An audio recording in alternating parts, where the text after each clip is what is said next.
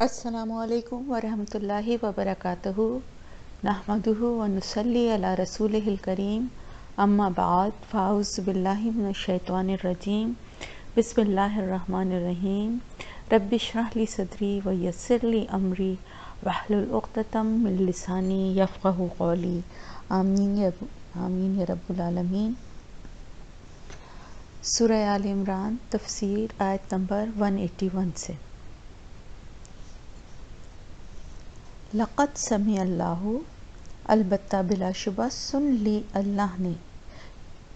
قول بات، الذین ان لوگوں کی، قالو جنہوں نے کہا، بے شک اللہ تعالیٰ فقیر، نعوذ باللہ، فقیر یا محتاج ہے اور ہم غنی ہیں۔ سورہ بقرہ میں بھی آپ نے پڑھا تھا کہ قرض ہستہ کا ذکر تھا۔ اللہ تعالیٰ نے فرمایا تھا کہ جو بھی اللہ کو قرض دے گا، قرض ہستہ ہے جو اللہ کی راہ میں خرچ کرے گا، اس کو بہت بڑھا چڑھا کے اس کا جو ہے وہ اجر اس کو ملے گا، اس کی خرچ کرنے کا مال کو۔ تو یہودی جو تھے، آپ کو معلوم ہے کہ وہ ان کا تو کام ہی یہ تھا کہ وہ اللہ اور اللہ کے رسول کی ہر بات میں کوئی نہ کوئی اعتراض اور کوئی نہ کوئی ایسی بات نکال لیتے تھے، اور یہاں پر ان کو اس آیت اور اس اللہ کے اس پیغام میں بھی انہوں نے یہ بات ڈھونڈ لی کہ مذاقاً وہ آپ صلی اللہ علیہ وسلم کی محفل میں آئے اور کہنے لگے اور اس طرح کی باتیں کرتے تھے کہ نعوذ باللہ ان کا اللہ جو ہے وہ تو اتنا محتاج ہو گیا، ضرورت مند ہے کہ وہ اب بندوں سے مانگ رہا ہے۔ تو اللہ تعالیٰ، یہ تادیبی انداز ہے اللہ کی طرف سے ان کی اس بدتمیزی اور اس سرکشی کا، کہ اللہ تعالیٰ نے سن لی ہے ان کی بات، یعنی کوئی یہ نہ سمجھے کہ جو کچھ بھی وہ الٹا سیدھے الزام تراشی یا غلط باتیں کہہ رہا ہے وہ اللہ سے پوشیدہ ہے۔ تو اللہ تعالیٰ نے یہ بات جو کہی تھی کہ اللہ کو قرض دینے والی بات، اس کا مفہوم اگر اس پہ غور کیا جائے تو اس کے بڑے گہرے معنی ہیں۔ یہ ایک طرف تو حوصلہ افزائی ہے ان لوگوں کی جو اللہ کی راہ میں مال خرچ کرنا چاہتے ہیں، خرچ کرنے کے لیے تیار ہیں۔ تو اللہ پاک نے ایک طرح سے ان کے لیے ایک بہت حوصلہ افزائی کی بات کہی ہے کہ ظاہر اللہ کو تو بے نیاز ہے، اللہ تو غنی ہے، بے نیاز ہے حاجتوں سے، ضرورتوں سے، کسی بھی طرح کی، اور یہ ساری دنیا اور اس کا سارا نظام اور اس میں جو کچھ موجود ہے وہ سب اللہ کی ہی ملکیت ہے۔ تو اللہ کو کیا ضرورت ہے، لیکن ایک دوسرے کی مدد کرنے کا، ایک دوسرے کے لیے اور زیادہ سے زیادہ خرچ کرنے کا حوصلہ دینے کے لیے یہ ایک حوصلہ افزائی کا جملہ ہے۔ جیسے ٹیچر کلاس سے جب جاتا ہے تو اپنی جگہ مانیٹر کو کھڑا کر کے جاتا ہے کہ بھائی آپ کلاس کو مائنڈ کریں گے، دیکھیں یہ سب صحیح سے کام کر رہے ہیں، کوئی چیٹنگ نہ کرے، بلیک بورڈ سے صحیح اتاریں، یا اگر لرن کریں تو آپ ایک ایک کر کے سب سے سن لیں۔ تو کیا وہ بچہ ٹیچر بن جاتا ہے؟ نہیں بنتا نا۔ ٹیچر کی تو اپنی ایک حیثیت ہوتی ہے۔ نعوذ باللہ میں کوئی مقابلہ اس سے نہیں کر رہی، صرف ایک مثال اس لیے دے رہی ہوں کہ بات تھوڑی سی سمجھ میں آ جائے کہ یہ ایک حوصلہ افزائی کے لیے ایک اچھے اسٹوڈنٹ کو ٹیچر نے کھڑا کر دیا کہ جس سے اس کا باقیوں کو بھی یہ ان کو بھی ترغیب ملے کہ ہم بھی اگر اچھا پڑھیں گے، محنت کر کے اور اچھا یاد کریں گے، اچھا سبق سنائیں گے، تو ٹیچر ہمیں بھی مانیٹر بنائیں گی اور ہمیں بھی اس طرح اپنی جگہ کھڑا کر کے جائیں گی۔ تو ایک طرف تو یہ ان لوگوں کی حوصلہ افزائی کے لیے بات تھی کہ اللہ تعالیٰ نے یہ بات کہی تھی۔ دوسری بات، قرض کا لفظ اس لیے بھی استعمال کیا تھا کہ یہ بھی خرچ کرنے والا جو ہے اس کو یہ بھی ایک یقین ہوگا۔ ویسے تو ظاہر ہے اللہ کی راہ میں دینے والے کو یقین ہی ہوتا ہے کہ انشاءاللہ اللہ پاک کی طرف سے اس کو بہت بہتر اس کا اجر ملے گا، لیکن یہ اللہ کی طرف سے ایک یقین دہانی ہے کہ جیسے قرض کی واپسی تو لازمی ہوتی ہے نا، باقی کوئی کچھ دے یا نہ دے، لیکن اگر کسی نے قرض لیا ہے تو قرض تو وہ ادا کرے گا ہی نا، وہ رقم تو ادا کرے گا ہی نا۔ تو اس میں بہت گہرے معنی تھے اور ایک بہت خوبصورت اللہ کی طرف سے پیغام اور ایک حوصلہ افزائی تھی ان لوگوں کے لیے جو کہ اللہ کی راہ میں خرچ کرتے ہیں۔ لیکن اس نکتے کو سمجھنے کے بجائے جہالت میں مبتلا وہ تمام افراد، چاہے وہ یہودی تھے یا وہ منافقین تھے، ان کو ایک بہانہ مل گیا کہ وہ اس بات کو بھی مذاق اڑا کے، اس بات کا بھی اور دل شکنی کرنے کے لیے اس پہ اعتراض کرنے لگے، اور مذاقاً اپنے آپ کو غنی اور مالدار اور اللہ تعالیٰ کو نعوذ باللہ محتاج یا فقیر کہنے لگے۔ تو اس کے جواب میں اللہ تعالیٰ فرما رہا ہے کہ بلا شبہ یہ نہ سمجھو کہ تمہاری یہ بدتمیزی اور سرکشی جو ہے وہ اللہ تعالیٰ کے پاس سنی نہیں جا رہی، کیونکہ آپ کو معلوم ہے نا کہ کندھوں پہ کرامن کاتبین بیٹھے ہوئے ہیں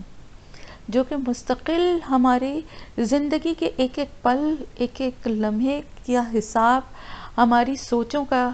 حساب اور ہمارے عمل کا ہر چیز ان کے پاس لکھی جا رہی ہے، ہر انسان کی۔ تو وہ ایک تحریری ثبوت کی شکل میں بھی موجود ہے، اور اس کے علاوہ بھی جب اللہ تعالیٰ کے پاس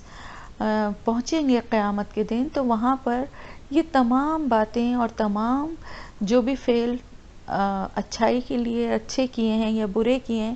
وہ سب بھی دکھائے جائیں گے، یہاں تک کہ جسم کے اعضاء تک جو ہیں وہ بھی گواہی دیں گے اللہ کو اس شخص کے حق میں کہ وہ صحیح کیا ہے، اچھا کیا ہے یا برا کیا ہے۔ وہ یعنی اس کے اپنے جسم کے وہ اعضاء جن کے پر اس کو بڑا ناز ہے نا، وہ بھی اگر اس نے صحیح کام نہیں کیے ہیں، زبان سے غلط بات کہی ہے، قدم اٹھا کے غلط جگہ پہ گیا ہے، یا کسی کو تکلیف دینے کے لیے ہاتھوں کو استعمال کیا، تو وہ ہاتھ، وہ یہاں تک کہ زبان جو ہے وہ تک اس آدمی کے خلاف گواہی دے گی۔ تو اللہ پاک فرما رہا ہے کہ بلا شبہ اللہ تعالیٰ نے سن لی، یہ نہ سمجھیں کہ یہ بات سنی نہیں گئی ہے، بلکہ نہ صرف یہ کہ سنی گئی ہے بلکہ ریکارڈ ہو گئی ہے ان لوگوں کی جو یہ بات کہتے تھے، جو کہ یہودی تھے یا منافقین تھے، اور ہم لکھ لیں گے ان قریب، سنکتبو سا آپ کو پتہ ہے نا ان قریب کے لیے، ہم لکھ لیں گے ان قریب، ہم لکھ لیں گے جو کچھ انہوں نے کہا۔ یعنی ایک طرف تو ان کی یہ بدتمیزی جو ہے وہ اللہ تعالیٰ نے سن لی ہے، اور دوسری طرف وہ لکھ بھی لی گئی ہے، اور ان کا نبیوں کو قتل کرنا ناحق، یعنی صرف یہی ایک ان کا قصور نہیں ہے کہ یہی ان کی سرکشی اور بدتمیزی نہیں ہے کہ وہ اس بات پہ اعتراض کر رہے ہیں، بلکہ وہ اللہ کے معصوم بندے جو نبی ہوتے ہیں اور وہ ان کی قوم میں آئے، اور ان کا کام صرف یہی تھا کہ وہ اللہ کا پیغام لوگوں تک پہنچائیں، لوگوں کو سیدھے راستے کی طرف لائیں، دین کی سچی اور اچھی باتیں بتائیں، ان لوگوں کو ناحق انہوں نے قتل کیا۔ یعنی ان کے گناہوں کی فہرست تو بہت لمبی ہے، اللہ تعالیٰ فرما رہا ہے کہ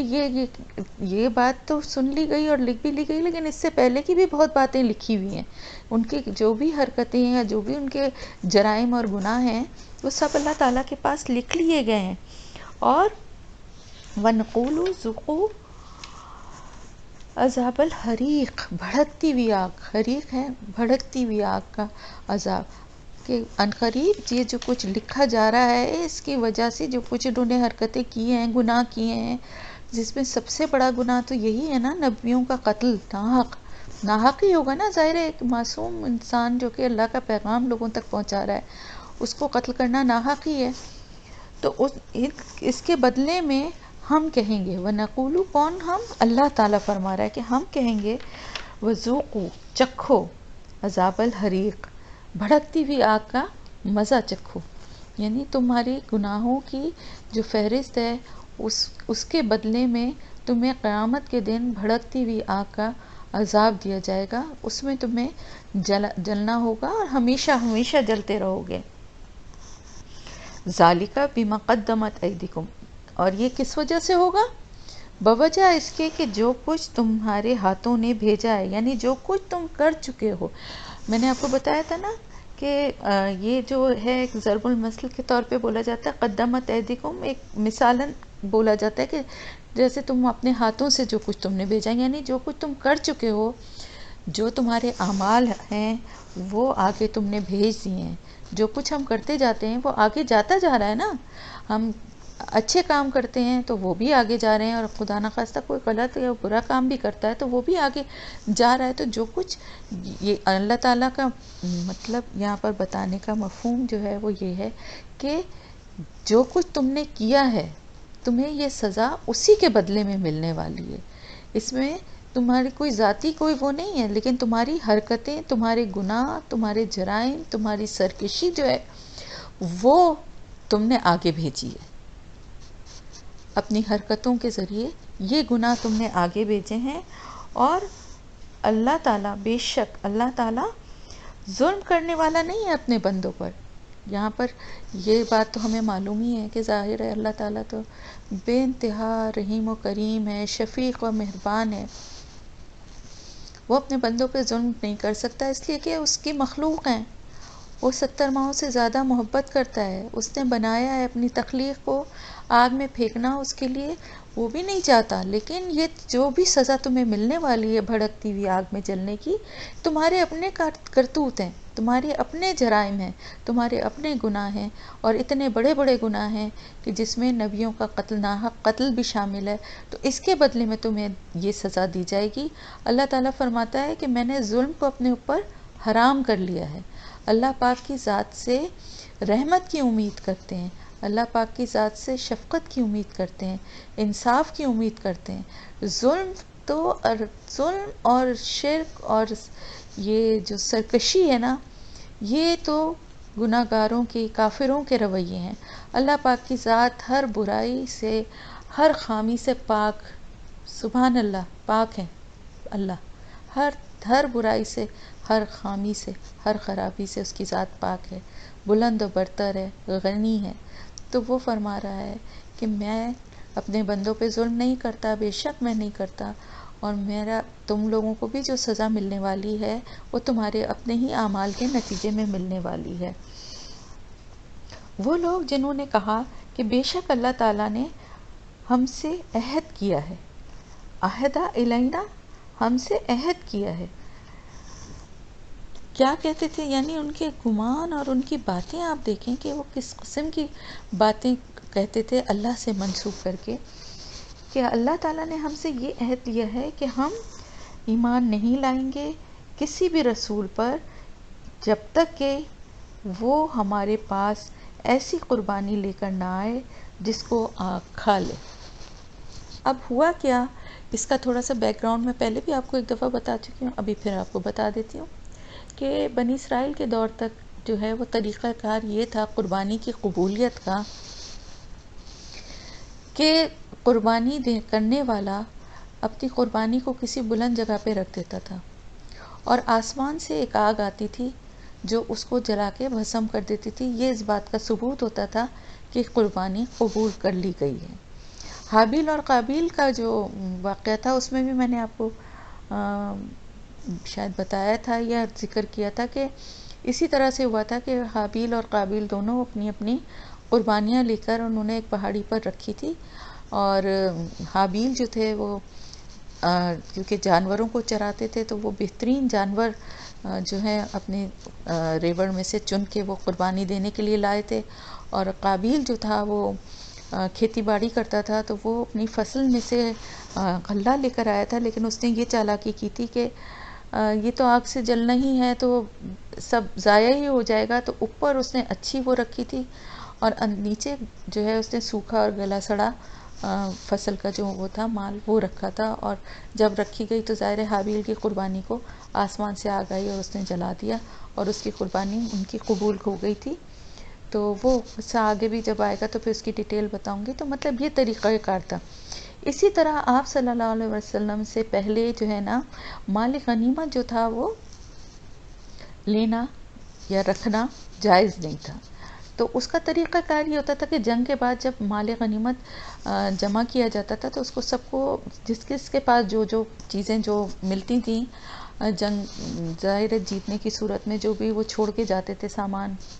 جو ہاری ہوئی فوج ہوتی تھی اس کے لشکر سے جو کچھ بھی ملتا تھا وہی مال غنیمت ہوتا ہے نا، تو اس سارے کو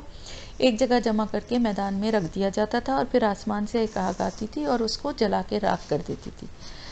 تو اس طرح سے وہ مال غنیمت جو ہے وہ ختم ہو جاتا تھا، لیکن آپ صلی اللہ علیہ وسلم کے اوپر اس کو حلال کر دیا گیا، اور آپ کے ساتھیوں اور صحابہ کرام میں اس کو تقسیم بھی کیا گیا۔ تو یہ چیز بھی ان یہودیوں کو بہت تکلیف دہ لگتی تھی کہ ان کے لیے وہ چیز جائز نہیں تھی، اور اب امت محمدیہ جو ہے اس کے لیے یہ چیز جائز ہے۔ تو اس چیز کی بھی ان کو بڑی تکلیف تھی، اور ان کی ضد اور سرکشی بھی اپنی جگہ تھی۔ تو وہ کسی بات کو، اللہ کے کسی حکم کو بغیر حیل و حجت کے تو ویسے بھی نہیں مانتے تھے، ان کا رویہ ایسے ہی تھا۔ تو انہوں نے ایک نئی وہ بات نکالی کہ ہم سے اللہ تعالیٰ نے عہد لیا ہے کہ ہم جو ہے کسی بھی رسول پر ایمان اس وقت تک نہیں لائیں گے جب تک کہ اس کی قربانی کو آگ نہ کھا لے۔ یہ ایک نئی بات انہوں نے، کیونکہ مال غنیمت کو اب تقسیم ہو جاتا تھا نا، تو وہ والا سسٹم اللہ تعالیٰ نے وہ والا جو اپنی ایک طریقہ کار تھا اس کو اب ختم کر دیا تھا۔ تو اللہ تعالیٰ فرما رہا ہے قل، کہہ دیجئے قد جاءکم، بلا شبہ آئے تمہارے پاس کئی رسول مجھ سے پہلے۔ اب اللہ تعالیٰ فرما رہے ہیں حضور صلی اللہ علیہ وسلم سے، قل آپ کہہ دیجئے کہ تمہارے پاس تو، اگر تم واقعی اب تم جو یہ بات کہہ رہے ہو اس کا جواب اللہ تعالیٰ دے رہا ہے کہ مجھ سے پہلے بھی تمہارے پاس تو بہت رسول آئے روشن نشانیوں کے ساتھ، لیکن تم نے کیا کیا؟ تم نے تو ان کو، تم کہتے ہو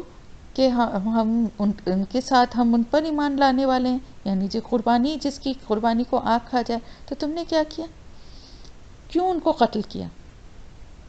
تم اگر سچے ہو، ان کو تم صادقین، اگر تم سچے ہو تو پھر ان کو کیوں قتل کیا؟ چلو یہاں پر تو یہ کہہ لو کہ یہاں پر تو قربانی کو آگ نے نہیں جلایا، تو ہم اس وجہ سے ایمان نہیں لائے کیونکہ اللہ نے ہم سے عہد لیا ہوا ہے، چلو تمہاری ہی بات کو سچ مان لیتے ہیں۔ یہ وہ والا انداز ہے اللہ تعالیٰ کا کہ جب کوئی شخص جو ہے نا ہٹ دھرمی اور بہت ہی جھوٹ کے ساتھ ہٹ دھرمی دکھائے، تو پھر اسی کی بات سے اللہ پاک اس کو جواب دے رہے ہیں، یعنی چلو تمہاری بات ہی مانتے ہیں، تم یہ کہتے ہو نا، تو پھر جو پیغمبر تمہارے پاس یہ دلائل لے کر آئے تھے اور جن کی قربانیوں کو آگ نے جلا بھی دیا تھا، ان کو تم نے کیوں قتل کیا اگر تم سچے ہو تو؟ پھر اگر وہ جھٹلائیں آپ کو، فَإِن كَذَّبُوكَ، پھر اگر وہ جھٹلائیں آپ کو، کس کو؟ حضور اکرم صلی اللہ علیہ وآلہ وسلم کو، تو بلا شبہ جھٹلائے گئے ہیں بہت سے رسول آپ سے پہلے، یعنی ان کا تو یہ وتیرہ ہی ہے نا، اگر یہ آپ کو بھی جھٹلاتے ہیں تو کون سی نئی بات ہے؟ اس سے پہلے بھی، آپ سے پہلے بھی جو رسول آئے انہوں نے تو سب کو ہی جھٹلایا، ہر طرح سے ان کی تکذیب کی، حالانکہ وہ روشن دلائل لے کر آئے تھے اپنے ساتھ، اور صحیفے اور کتاب منیر، روشن کتاب۔ اب اللہ تعالیٰ فرما رہا ہے کہ اس سے پہلے ہمیں تو تعداد نہیں پتہ نا پیغمبروں کی، ہمیں کتابوں، صحیفوں کی تعداد بھی نہیں پتہ، ہمیں صرف ان 4 کتابوں کا پتہ ہے، اور یہ پتہ ہے کہ اور بہت سے پیغمبروں پہ مختلف ادوار میں صحیفے بھی نازل ہوئے، لیکن یہاں پر اللہ تعالیٰ جو فرما رہا ہے بغیر کسی تعداد، بغیر پیغمبروں کے نام کے، کہ اس سے پہلے بھی بہت سے پیغمبر آئے، رسول آئے جو کہ روشن دلائل کے ساتھ، کھلی نشانیوں کے ساتھ آئے، ان کے ساتھ صحیفے بھی تھے، ان کے ساتھ کتابیں بھی تھیں، مختلف پیغمبروں پہ کتابیں بھی نازل ہوئیں، توریت، زبور، انجیل پیغمبروں پہ نازل ہوئی نا آپ صلی اللہ علیہ وسلم سے پہلے، اسی طرح مختلف پیغمبروں پہ صحیفوں کا نزول بھی ہوا۔ تو صحیفے کیا تھے؟ اللہ تعالیٰ کے احکامات ہوتے تھے، احکامات، ایک میں نے آپ کو پہلے بھی بتایا تھا کہ پہلے اس طرح سے نہیں تھا ظاہر کمیونیکیشن، اور اس طرح سے بات کو پھیلانا کتابوں کی شکل میں، یا کتابوں کی پبلش کرنا، یا یہ سب چیزیں تو بالکل بھی نہیں تھی نا، پتوں یا چمڑے کے اس پہ لکھے جاتے تھے، کچھ محفوظ رہتے تھے، کچھ نہیں رہتے تھے، تو وقتاً فوقتاً اللہ تعالیٰ یاد دہانی کے لیے مختلف پیغمبروں پہ اپنے صحیفوں کی شکل میں احکامات کا نزول کرتے تھے تاکہ لوگوں تک پہنچ سکیں۔ تو اس سے پہلے بھی اللہ تعالیٰ فرما رہا ہے کہ بہت سارے رسول آئے جو کہ واضح دلائل، روشن دلائل لے کر آئے، مختلف صحیفوں کے ساتھ آئے، روشن کتابوں کے ساتھ آئے۔ روشن کتابیں کیوں کہا جا رہا ہے؟ کیونکہ وہ تاریکی کو دور کرنے والی تھیں،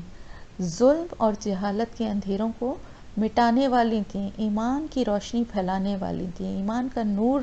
لے کر آئی تھیں وہ کتابیں جیسے یہ قرآن ہے۔ اس کتاب سے ظلمت اور تاریکی، جہالت اور گمراہی، کفر سب کا خاتمہ ہوتا ہے، کیونکہ یہ کتاب منیر ہے، روشن کتاب ہے۔ تو ایسی کتابیں بھی تھیں، ان سب کے ساتھ بھی ان کو بھی جھٹلا دیا۔ کیوں؟ سچائی ایک تو اس وقت ہوتی نا، کہتے کہ ہم نے بڑی عزت دی، ہم نے ان کی تو بڑی قدر کی، ہم ان پر ایمان لے آئے، آپ پر ہم اس وجہ سے نہیں لا رہے۔ تو تمہارا تو رویہ ہر ایک کے ساتھ یہی ہے، جس دور میں جو بھی پیغمبر آیا تم نے سب کی تکذیب کی اور ان کو ناحق قتل کیا۔ تو تمہارے اس رویے کے بعد تمہیں کس طرح سے کہا جائے کہ تم سچے ہو؟ تم خود ہی بتاؤ، کیا تم سچ بول رہے ہو؟ اب آگے ایک اور امپورٹنٹ بات ہے، کل نفس ذائقۃ الموت، ہر نفس کو موت کا مزہ چکھنا ہے۔ اب یہاں پر پھر دوبارہ وہی بیک گراؤنڈ جو غزوہ احد کا، جو ہم نے ابھی پچھلی آیات میں بھی جس کا تذکرہ ہوا ہے، کیونکہ مسلمانوں کو بہت بڑا ایک صدمہ تھا اور بہت تکلیف پہنچی تھی۔ 70 صحابہ کا شہید ہونا کوئی معمولی بات نہیں تھی، تو بہت رنج و غم کی بات تھی۔ اسی لیے وقتاً فوقتاً اللہ تعالیٰ نے مختلف طریقوں سے حوصلے بھی بڑھائے اور دلاسا بھی دیا مومنوں کے دلوں کو، اور اللہ پاک کی رحمت جو ہے مومنوں کے ساتھ ہمیشہ ہوتی ہے۔ تو یہاں پر پھر اللہ پاک ایک دفعہ پھر اسی بات کو آگے بیان فرما رہے ہیں کہ ہر نفس کو موت کا مزہ چکھنا ہے، یعنی تم غمگین نہ ہو کسی بھی اپنے پیارے کے یا اپنے کسی اپنے کے جانے کے بعد، تم غمگین نہ ہو۔ تم یہ بات سوچ کے اپنے دل کو ڈھارس دو کہ جو بھی اس دنیا میں آیا ہے، نفس کا لفظ آیا ہے، انسان کا لفظ نہیں آیا ہے۔ نفس کا مطلب ہے ہر ذی روح، ہر جاندار، حالانکہ جاندار کیا، بے جان بھی، ہر چیز کو فنا ہے، لیکن یہاں پر بتایا جا رہا ہے خاص طور سے کہ چاہے وہ انسان ہو، چاہے وہ حیوان ہو، چرند پرند ہوں، چاہے وہ نباتات ہوں، جو بھی زندگی کی شکلیں دنیا میں ہمیں نظر آتی ہیں، چاہے وہ زمین پر ہوں یا سمندر پر ہوں یا آسمان پر فرشتے ہوں، ایک وقت ہے جس پہ سب کو موت آنی ہے۔ تو ایسا نہیں ہے کہ کوئی یہ سوچ کے انسان اپنے دل کو ڈھارس دے، انسان اپنے آپ کو سنبھال لے کہ یہ اللہ کا بنایا ہوا ایک طریقہ ہے، یہ ایک پیٹرن ہے کہ جو زندگی آتی ہے دنیا میں اس کو ایک دن واپس اللہ کے پاس لوٹ کر بھی جانا ہے۔ ذوق، اب پہلے ہم نے ذوقوں میں بھی پڑھا تھا، وہ بھی چکھنا، اور ذائقہ یہ بھی چکھنا۔ تو چکھنے کا مطلب، چکھنے سے کیا مراد ہوتی ہے؟ یہاں پر یہ لفظ جو استعمال ہو رہا ہے بار بار، اس کا مطلب کیا ہے؟ اس کا مطلب آپ یہ سمجھ سکتے ہیں کہ جیسے آپ یہ سمجھیے کہ علم کے 3 درجے ہیں، ٹھیک ہے؟ پہلا ہے علم الیقین، دوسرا ہے عین الیقین، اور تیسرا ہے حق الیقین۔ کیا فرق ہے ان تینوں درجوں میں؟ پہلے میں آپ کو صرف ایک چیز کی خبر ہے، دوسرے میں آپ نے اس کو دیکھا بھی ہے اپنی آنکھوں سے، عین آنکھ کو کہتے ہیں نا، اور تیسرے میں حق الیقین، یعنی اس کی حقیقت اور اس کی سچائی کو آپ نے خود آزما لیا۔ اس کی مثال آپ اس طرح دے سکتے ہیں، جیسے ایک جگہ آپ دیکھیں کہ جیسے چولہے کی آگ جل رہی، اب بچوں سے کہا جاتا ہے نا، دیکھو آگ میں ہاتھ ڈالو گے تو ہاتھ جل جائے گا۔ یہ صرف ایک خبر ہے کہ بھئی آگ میں ہاتھ ڈالنے سے ہاتھ جل جاتا ہے، لیکن آپ کا بچہ بیٹھا ہوا ہے اور آپ روٹی پکاتے پکاتے ایک دم آپ کا ہاتھ آگ سے ٹچ ہو جاتا ہے اور آپ کا ہاتھ جل جاتا ہے۔ اب اس بچے نے دیکھ بھی لیا کہ یہ کیا ہے، آگ جو ہے ہاتھ کو جلا رہی ہے، یہ ہے عین الیقین. اور اگر خدا نخواستہ کسی وقت غلطی سے اس بچے کا ہاتھ خود آگ میں چلا جائے اور جل جائے، یا کوئی وہ خود اس چیز کو فیل کرے، یا آپ خود اس چیز کو فیل کریں، سوری بچے کی مجھے نہیں مثال دینی چاہیے تھی، آپ اپنے پر ہی ایک کسی عام انسان پہ دیکھیں کہ اس کو آگ جلتی ہوئی نظر آئے، یہ اور پھر اس کے بعد کسی کو جلاتے ہوئے وہ دیکھے، کوئی چیز بھی اس میں گر گئی اور وہ جل گئی، اور پھر اس کے بعد اگر خدا نخواستہ اس کا ہاتھ یا پاؤں یا انگلی یا کوئی چیز ٹچ ہو گئی اور اس نے اس چیز کو فیل کیا، تو یہ حق الیقین ہوگا. تو ذائقہ جو ہے نا یہ حق الیقین ہے. یعنی کسی کی موت کی خبر سننا تکلیف دہ ہوتا ہے، کسی کی موت کی خبر اللہ نہ کرے کہ سننے کو ملے، لیکن کبھی ایسا ہو ہی جاتا ہے نا اتفاق، تو کتنی تکلیف ہوتی ہے. لیکن اگر خدا نخواستہ اللہ نہ کرے آپ کی آنکھوں کے سامنے کوئی کسی کی ڈیتھ ہو، تو اس کی کتنی تکلیف ہوگی. تو اور جب وہ چیز انسان خود اس کے اوپر سے گزرے گی تو اصل میں وہ حق الیقین ہے، اس کا مزہ وہ چکھ لے گا. تو یہ بات اللہ تعالیٰ فرما رہے ہیں ہر ذی روح کو، ہر نفس کو، ہر اس جان کو جو اس دنیا میں آئی ہے، اس کو واپس جانا ہے اللہ کے پاس، موت کا مزہ چکھنا ہے. تو یہ سوچ کے اپنے دل کو سنبھالو، اپنے حوصلوں کو بلند کرو، اپنی تکلیفوں کو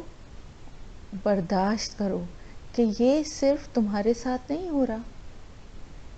دنیا میں سب کے ساتھ ایسا ہی ہونا ہے، کوئی آگے کوئی پیچھے، کوئی جلدی کوئی دیر سے، لیکن ہر ایک کو چکھنا ہے موت کا مزہ. تو جس چیز سے کوئی بچ ہی نہیں سکتا، تو اس میں تھوڑے سے آگے اور پیچھے ہونے کا دکھ اور تکلیف تو ہوگی،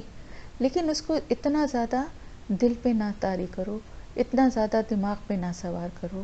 اللہ کی رضا میں راضی ہو جاؤ، کیونکہ آگے اللہ تعالیٰ فرما رہا ہے اور بے شک پورے ملیں گے تمہیں تمہارے اجر یوم القیامہ، قیامت کے دن. حوصلہ بھی دے رہا ہے کہ بے شک یہاں دنیا سے تو معاملہ ختم ہو جائے گا، اس کی تکلیف تو اپنی جگہ ہوگی، اپنے پیاروں کو چھوڑ کے جانا، اپنے سجے سجائے بسے بسائے گھروں کو چھوڑ کے چلے جانا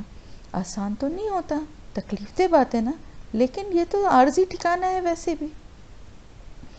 اور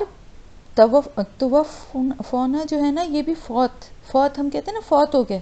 فوت کا مطلب کیا ہوتا ہے؟ پورا دے دیا، یعنی جسم اور روح سب اللہ کو دے دی، اس کا مطلب ہوتا ہے فوت ہونا. تو یہاں پہ بھی ہے کہ پورے ملیں گے تمہیں تمہارے اجر. حوصلہ رکھو. یہاں کی عارضی زندگی کو چھوڑ کے جاؤ گے، بے شک تکلیف دہ بات ہے، لیکن وہاں پہنچو گے تو وہاں پہ پورے اجر ملیں گے. اور پورے اجر کیا ہیں؟ اللہ تعالیٰ اپنی رحمت سے نیکیوں کا، صدقات کا، اللہ کی راہ میں خرچ کرنے کا بڑھا چڑھا کے اجر دے گا. یہ ہے پورا اجر قیامت کے دن. پھر جو کوئی آگ سے بچا لیا گیا، ہٹا دیا گیا،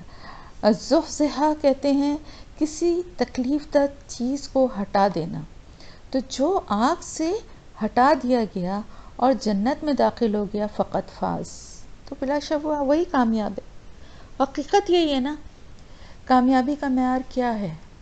ہمارے لیے؟ ایک مسلمان کے لیے کامیابی کا معیار کیا ہے؟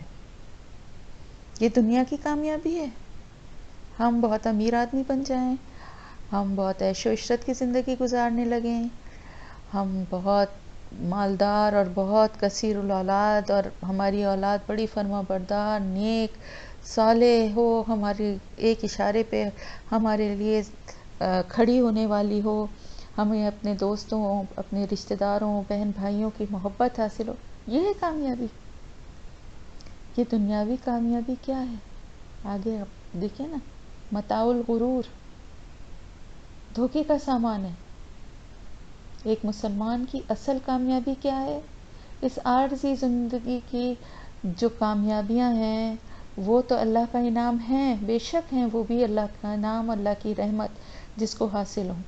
لیکن اس کی اصل کامیابی تو یہ ہے کہ جب وہ قیامت کے دن پہنچے تو آگ سے اس کو اللہ تعالیٰ بچا لے اور اس کو جنت الفردوس میں داخل فرما دے. اس سے بڑی کسی انسان کی کامیابی کوئی ہو ہی نہیں سکتی. ایک مسلمان کی زندگی کا مقصد یہی ہونا چاہیے کہ اس کو حقیقی کامیابی حاصل ہو، اور حقیقی کامیابی اسی کو ملتی ہے جو کہ آگ سے بچا لیا جائے اور جنت الفردوس میں اس کو اللہ تعالیٰ اپنی رحمت سے داخل فرما دے. آپ صلی اللہ علیہ وسلم کی حدیث مبارک ہے صحیح مسلم کی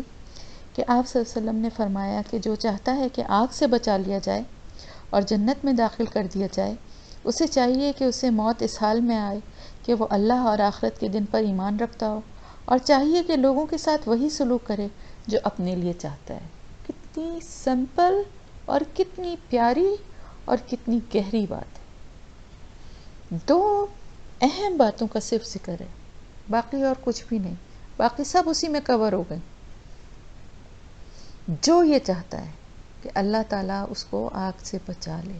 اور اس کو جنت الفردوس میں داخل کر دے، اس کو چاہیے کہ اللہ پر اور یوم آخرت پر ایمان کے ساتھ اس کا خاتمہ.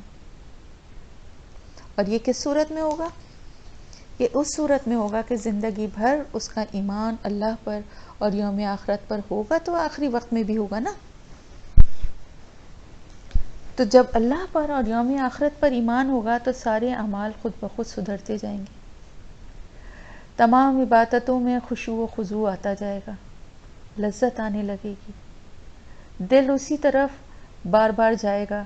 جہاں اللہ کا ذکر ہے، اللہ کی محفل ہے، اللہ کے کلام کو پڑھنے میں لطف آنے لگے گا، اللہ کے مخلوق کے ساتھ اچھا سلوک کرنے کا دل چاہے گا. کیونکہ دوسری شرط ہے، جو اپنے لیے پسند کرے وہی دوسروں کے لیے پسند کرے. اور انسان اپنے لیے کیا پسند کرتا ہے؟ اچھی سے اچھی چیز پسند کرتا ہے. ایسا ہی ہوتا ہے نا، سب سے اچھی کپڑا، سب سے اچھا رنگ، سب سے اچھے برتن، سب سے اچھے زیور، سب یہی چاہتے ہیں نا. اچھے لوگ، اچھے رشتہ دار، اچھے دوست اپنے ارد گرد ہم جمع کرنا چاہتے ہیں. تو ہر اچھی چیز ہی کو پسند کرتا ہے ہر انسان، بری چیز کو کون پسند کرتا ہے؟ تو وہی چیز، ویسی ہی چیز جو آپ اپنے لیے پسند کر رہے ہیں ویسے ہی دوسروں کے لیے پسند کرنے والے بن جائیں، تو اللہ تعالیٰ آپ کو ضرور ضرور جنت الفردوس میں داخل کرے گا اور جہنم کی آگ سے بھی بچا لے. تو جس کے دل میں اللہ اور اس کے یوم آخرت کا پر ایمان پختہ ہوگا، اس کے اعمال خود بخود درست ہونا شروع ہو جائیں گے. اور پھر جو دوسروں کے لیے اچھی چیز پسند کرنے والا بن جائے گا، اس میں اخلاص اور اس میں خلوص نیت اور دیانتداری اس کا مطلب یہی ہے کہ اس میں یہ جذبے موجود ہیں، اور یہی جذبے اللہ کو ایک انسان سے چاہیے. دنیا میں بھیجا ہی اسی لیے، دوسروں کی خیر خواہی کے لیے. اپنی زندگی تو اچھے سے گزاریں، اپنی زندگی کے لیے سب کچھ کریں، کوششیں، پڑھیں لکھیں، اچھی نوکریاں کریں، سب کچھ، لیکن درد دل کے واسطے پیدا کیا انسان کو، دوسروں کا درد دل میں محسوس کرنے والے بنیں، دوسروں کے ساتھ اچھا سلوک کرنے والے بنیں، اور وہی چیز پسند کریں جو اپنے لیے پسند کرتے ہیں. یہ جنت میں داخلے کی گارنٹی ہے. تو اللہ تعالیٰ جو ہے وہ بڑا رحیم و کریم ہے. کوئی بڑی لمبی چوڑی لسٹ نہیں ہے، کوئی بڑے لمبے چوڑے کام نہیں ہیں، سمپل سی باتیں ہیں، سمپل سے کام ہیں. بظاہر ہو کے کرنا تھوڑے مشکل ہوتے ہیں، لیکن ایک دفعہ اس راستے پہ جب چلنا شروع کر دیں تو پھر اللہ آسانیاں کرتا چلا جاتا ہے. تو کامیابی اصل جو ہے وہ اسی وقت ملے گی جبکہ جہنم سے نجات مل جائے گی، اور اس کی گارنٹی کوئی نہیں دے سکتا سوائے اللہ کے. اور اللہ تعالیٰ نے جو طریقے بتائے ہیں ان پہ چلنے میں ہی گارنٹی ہے. اور نہیں ہے دنیا کی زندگی، کچھ بھی نہیں ہے سوائے دھوکے کے سامان کے، سوائے دھوکے کے سامان کے کچھ بھی نہیں ہے. یہ چمک دھمک، یہ زیب و زینت، یہ رشتے، یہ ناطے، یہ محبتیں، یہ نفرتیں، یہ لڑائی، یہ جھگڑے، سب دھوکے کا سامان ہے. آج انسان کی آنکھ بند ہوتی ہے، سب معاملات وہیں ختم ہو جاتے ہیں. نہ محبتیں رہتی ہیں، نہ دشمنیاں رہتی ہیں، نہ پیسہ رہتا ہے، کوئی چیز اس کے کام کا نہیں رہتا. صرف وہی باقی رہ جاتا ہے جو اس نے اپنے ہاتھوں آگے بھیج دیا. اپنی تیاری خود کریں، اپنے لیے خود سامان آگے بھیجیں، چاہے صدقات کی شکل میں ہوں، چاہے نیکیوں کی شکل میں ہوں، چاہے عبادات کی شکل میں. اپنے لیے اچھا اچھا سامان آگے بھیجیں. یہاں کی زندگی پہ بھروسہ کر کے، عیش و عشرت میں پڑھ کے انسان کیا کرتا ہے؟ دیکھیں، ہمارے پاس وقت نہیں ہے، ہمارے پاس بہت مصروفیت ہے، ہم یہ پڑھ نہیں سکتے، ہم یہ کر نہیں سکتے، ہم روز تلاوت نہیں کر سکتے، بھول جاتے ہیں، نماز جلدی جلدی پڑھتے ہیں، بہت سارے بہانے، بہت ساری چیزیں ہیں. روپے پیسے سے محبت، تو سونے چاندی سے محبت، یہ سب چیزیں کیا ہیں؟ یہ دھوکے میں ڈالنے والی چیزیں ہیں. اللہ کی نعمتوں کو ضرور استعمال کریں، اللہ کی نعمتوں کو استعمال کر کے اللہ کے شکر گزار بندے بنیں، لیکن ان چیزوں سے اتنا دل نہ لگائیں. متاع الغرور اس لیے کہا گیا ہے کہ ان چیزوں میں اتنے کھو نہ جائیں، ان چیزوں میں اتنا دل نہ لگائیں کہ ان سے بڑھ کر اور کچھ نہ لگے اور اللہ اور اس کے رسول کی محبت پیچھے چلی جائے، کتاب و سنت کی محبت، ان پہ عمل کرنے کا جذبہ پیچھے چلا جائے، اور یہی ساری چیزیں جو ہیں وہ آپ کی زندگی پہ حاوی ہو جائیں. آپ صلی اللہ علیہ وسلم نے فرمایا کہ میں تمہارے لیے فخر سے نہیں ڈرتا. فخر یعنی فقیر، کہ تم فقیر ہو جاؤ گے، فخر، بلکہ ڈرتا ہوں کہ دنیا تمہارے لیے وسیع ہو جائے گی. یعنی آپ صلی اللہ علیہ وسلم نے کتنی پیاری بات کہی کہ غربت اور افلاس سے نہیں ڈرتا کہ تم لوگ فقیر ہو جاؤ گے تو تم لوگ دین سے دور ہو جاؤ گے، بلکہ میں اس بات سے ڈرتا ہوں کہ دنیا تمہارے لیے وسیع ہو جائے گی. یعنی دنیا کی نعمتیں اور دنیا کی آسائشیں تمہارے لیے ان کا حصول بہت آسان ہو جائے گا، اور اس کے بعد تم آپس میں دنیا کے لیے مقابلے کرنے لگو گے جیسے تم سے پہلے لوگوں نے کیے، اور وہ تم کو ہلاک کر دے گی جیسے تم سے پہلے لوگوں کو کیا. استغفر اللہ، کتنی اچھی اور سچی پیشن گوئی اور بات ہے. یہی ہوتا ہے نا دولت. اللہ تعالیٰ سے دولت مانگنا چاہیے جو عافیت اور ایمان کے ساتھ ہو، قناعت کے ساتھ ہو، دل کے سکون اور اطمینان کے ساتھ ہو، خیر و برکت کے ساتھ ہو. ایسی دولت جو فتنے کا باعث ہو، ایسی دولت جو اللہ کی یاد سے غافل کرنے والی ہو، ایسی دولت جو دنیا کی رنگینیوں میں ہی انسان کو اتنا کھو دے، اتنا اس کے اندر انوالو کر لے کہ اللہ کی یاد، اللہ کا ذکر پیچھے رہ جائے. مثلاً ایک مثال ہے کہ شاپنگ کرنے گئے تو اتنی وہاں پر گھنٹوں لگا دیے کہ نماز سے نکل گئیں، گھر کو سجانے لگے تو گھر کی سجاوٹ اور اس میں اتنا ٹائم لگا دیا، اتنا ان چیزوں میں کھو گئے کہ اپنے باقی مصروف اللہ کے کاموں کے لیے وقت ہی نہیں نکال پائے. یا اسی طرح کی اور بھی بہت ساری چیزیں ہیں. دنیا کے سامان سب متاع الغرور ہیں، چاہے وہ گھر کی زیب و زینت کے ہوں، یا اولاد ہو، یا جو کچھ بھی رشتہ دار ہوں. گھنٹوں فون پہ، نماز کے ٹائم پہ فون آیا بات کرتے رہے. یہ سب کیا ہے؟ یہ سب دھوکہ ہے. آپ دیکھیں نا، بعض دفعہ ایسا ہوتا ہے کہ انسان کے پاس ایک جینون مجبوری، ایک جینون ریزن ہوتا ہے کہ وہ کچھ عرصے یا کسی وجہ سے کوئی اپنے کسی کام کو، اللہ کی راہ میں کرنے والے کام کو وہ نہیں کر پاتا. لیکن جیسے میں بھی پچھلے دنوں میرے ساتھ تھی مجبوری کہ میں نہیں اس کو ٹائم دے پا رہی تھی، لیکن میرے دل بے چین رہتا تھا. ایک دل کو خلش ہونی چاہیے، سکون نہیں ہونا چاہیے کہ جب آپ کا قرآن سے ایک اللہ تعالیٰ نے تعلق جوڑ دیا ہے نا، تو آپ کو اس کے بغیر سکون نہیں ملنا چاہیے. آپ کا دل بے چین رہنا چاہیے. یہ بے چینی جو ہے نا، یہ دنیا میں کھونے نہیں دیتی، دنیا کے رنگینیوں میں آپ کو اتنا انوالو نہیں ہونے دیتی کہ آپ سب کچھ بھول جائیں. لیکن مجھے بہت افسوس ہے کہ کچھ لوگوں کے اوپر اس کا بڑا ہی نیگیٹو اثر ہوا. میں نے کہا بھی آپ لوگوں سے کہ میں اگر کسی وجہ سے کوئی میرا جینون ریزن تھا، میری بیماری یا جو بھی آپ لوگوں کو معلوم ہے، ابھی میرے بیٹے کی شادی، یہ سارے معاملات ایسے تھے کہ میں اکیلی ہوں اور کوئی بھی دوسرا ایسا نہیں ہے جو ان معاملات کو سنبھال سکے، جس کی وجہ سے یہ مجھے مجبوراً کرنا پڑا. لیکن باقی لوگوں کو کیا ہوا کہ آپ لوگ اتنے ہی دور چلے گئے. آپ کو معلوم ہے کہ اس راستے پہ چلنا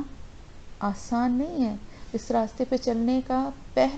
سب سے پہلی جو شرط ہے نا، وہ مستقل مزاجی اور استقامت ہے۔ آپ لوگ قرآن سے اگر جڑے ہیں تو پلیز اس کو ایک لمحے کے لیے بھی اس سے غافل نہ ہو، آپ کا دل اس میں اٹکا رہنا چاہیے۔ آپ تفسیر کو پچھلی سنیے،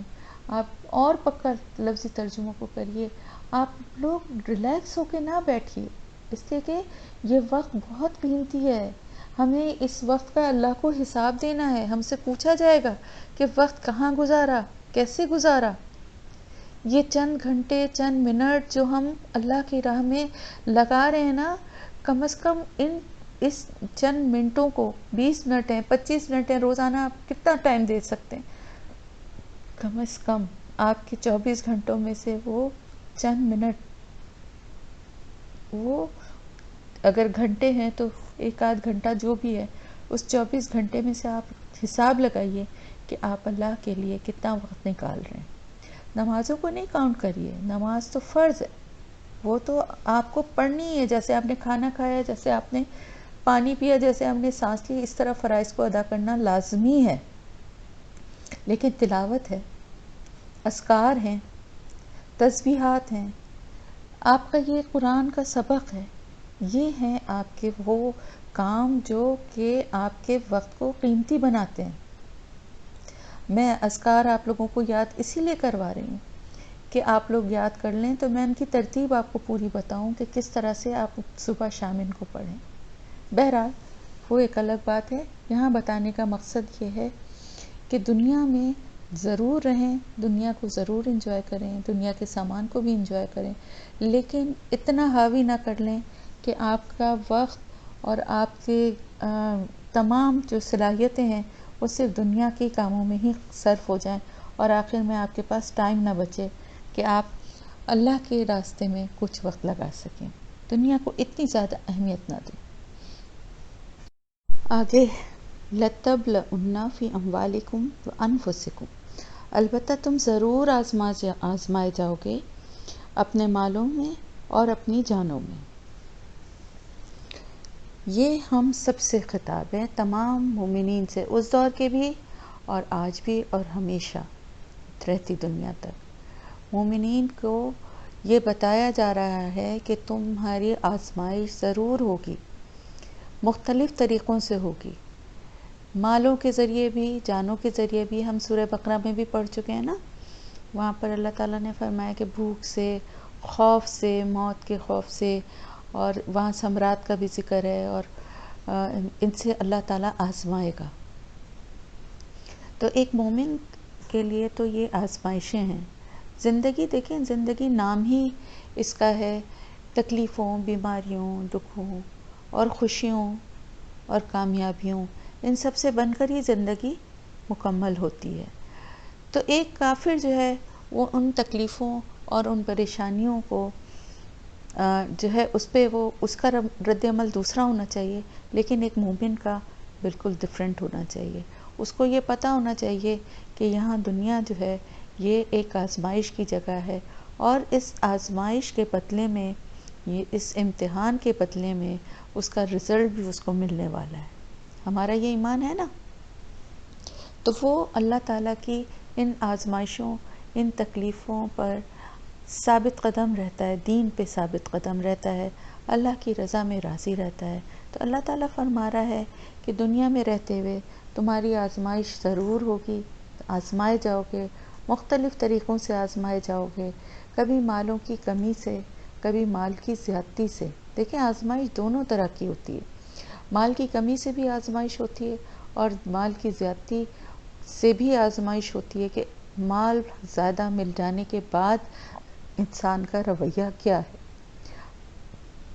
اللہ سے کتنا قریب ہے،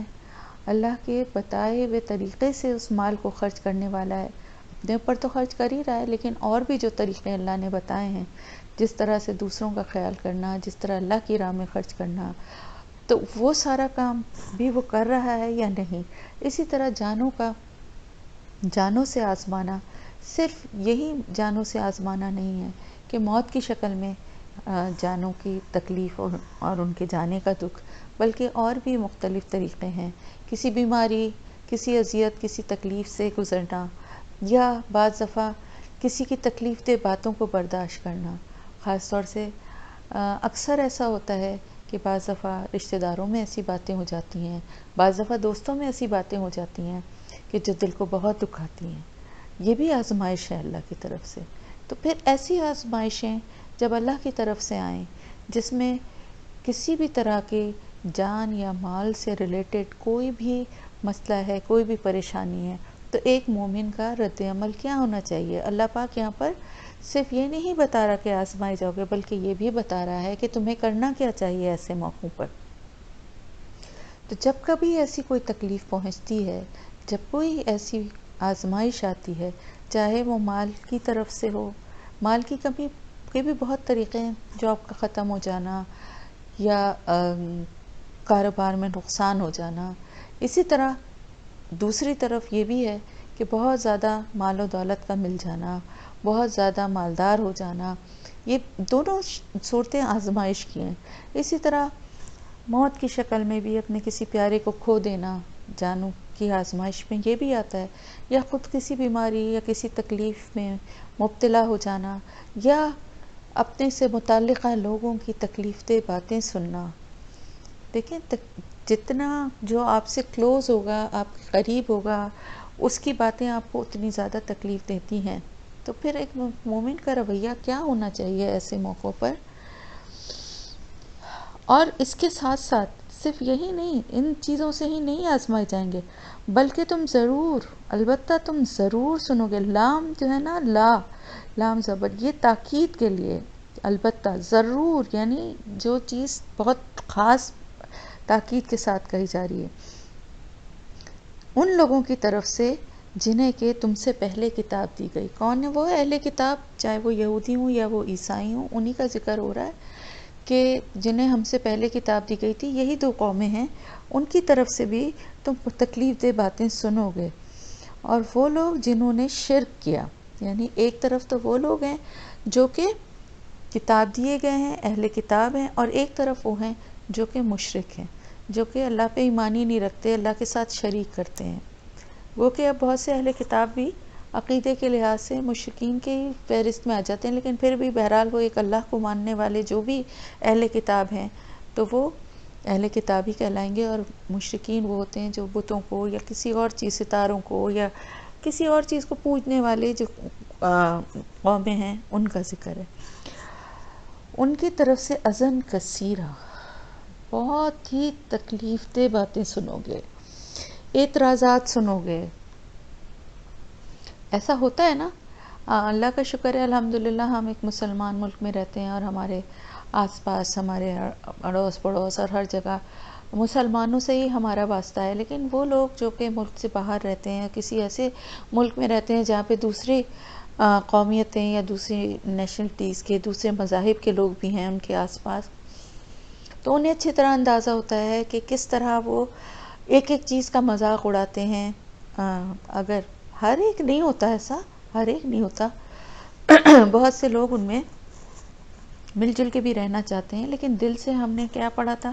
کہ ان میں دلی دوست نہ بنائیں. لیکن اکثریت جو ہے وہ تکلیف دہ باتیں، اعتراضات، کبھی ہماری نمازوں پہ، کبھی ہمارے روزوں پہ، اور سب سے بڑھ کے جو تکلیف دہ بات ہے وہ ہمارے پیارے نبی صلی اللہ علیہ وسلم کی ذات، یا آپ کی ازواج مطہرات، یا آپ کے صحابہ کرام کو کسی بھی طرح سے کسی مذاق یا کسی تذلیل یا کسی ایسی چیز کا نشانہ بنائیں. تو یہ بہت ہی ایک مسلمان کے لیے ناقابل برداشت اور انتہائی تکلیف دہ بات ہے. جیسا کہ یہودی کیا کرتے تھے جو کہ مدینے کے باہر آباد تھے، اور وہ آپ صلی اللہ علیہ وسلم کی ذات پہ مختلف اعتراضات کیا کرتے تھے. یا منافقین نے جو الزام لگایا تھا حضرت عائشہ رضی اللہ تعالیٰ عنہ، جس میں اور بھی لوگ کچھ شامل ہو گئے تھے. تو یہ چیزیں انتہائی تکلیف دہ چیزیں تھیں. یا مشرکین، آپ کو پتہ ہے نا، آپ سب نے ہی پڑھا ہوگا کہ جب آپ صلی اللہ علیہ وسلم مکے میں رہتے تھے جہاں پہ مشرکین کے ساتھ آپ کا واسطہ پڑتا تھا، تو وہ کس طرح سے آپ کو تکلیف دیتے تھے، آپ کو مجنون کہتے تھے، آپ کو نہ جانے کیا کیا آپ کے اوپر آوازیں کستے تھے، اور صرف یہی نہیں جسمانی اذیت بھی دیتے تھے، کبھی کسی طرح سے تکلیف دیتے تھے، کبھی کسی طرح سے تکلیف دیتے تھے، کوئی کانٹے بچھاتا تھا، کوئی اجڑی اونٹ کی لا کے اوپر ڈال دیتا تھا، کوئی مطلب ہر طرح کی اذیت جسمانی بھی دیتے تھے اور روحانی بھی دیتے تھے۔ ایک وہ شخص جو کہ صادق و امین، معصوم شخص جو کہ اللہ کا پیغام نیک نیتی اور خلوص سے لوگوں تک پہنچانا چاہ رہا ہو اور لوگوں کو گناہ کے راستے سے واپس لانا چاہ رہا ہو، روکنا چاہ رہا ہو، اس کو کتنی اذیت ہوتی ہو کہ اس کو مجنون کہیں یا اس کا مذاق اڑائیں یا اس کی بات سننے سے ہی انکار کر دیں۔ تو یہ ساری اذیتیں ہمارے پیارے نبی صلی اللہ علیہ وسلم نے کس طرح برداشت کیں اور کیا آپ کا رویہ تھا؟ کبھی کسی کو جواب میں کوئی بری بات نہیں کہی، کوئی برا جملہ نہیں کہا، کبھی کوئی گالی زبان سے نہ نکلی، کبھی کسی کے اوپر ہاتھ نہ اٹھا۔ تو ایسی شخصیت، ایسی پیاری ذات، اس کی پیروی کرتے ہیں ہم، تو ہم میں کچھ تو ایسی خصوصیات ہم میں بھی آنی چاہیے نا۔ ہم ذرا سی بات پہ بھڑک جاتے ہیں، ہم ذرا سی بات پہ ہمیں بہت تکلیف دہ جوابات یاد آنے لگتے ہیں۔ اس وقت یہی بات سوچیں کہ اللہ تعالیٰ ہم سے کیا کہہ رہا ہے۔ اللہ تعالیٰ فرما رہا ہے کہ جب کبھی بھی ایسا ہو، اور ایسا ہوگا، ضرور ہوگا، یہ بھی اللہ تعالیٰ فرما رہا ہے کہ یہ بھی سمجھ لو کہ ایسا ضرور ہوگا، تو تم آزمائے جاؤ گے مختلف طریقوں سے، مالوں سے، جانوں سے، اور دوسرے اہل کتاب اور مشرکوں کی تکلیف دہ باتوں سے، ان کی دی گئی اذیت سے، چاہے وہ جسمانی طور پہ نہ دینے والے ہوں لیکن روحانی اذیت دیں گے، تکلیف دہ باتوں سے اذیت دیں گے، تو ایسے وقت میں تم کیا کرو؟ یہ ساری اب آزمائشیں آئیں تو تمہارا ایک مومن کا کیا رد عمل ہونا چاہیے، کیا اس کا بیہیویئر ہونا چاہیے؟ وَإِن تَصْبِرُوا وَتَتَّقُوا فَإِنَّ ذَلِكَ مِنْ عَزْمِ الْأُمُورِ۔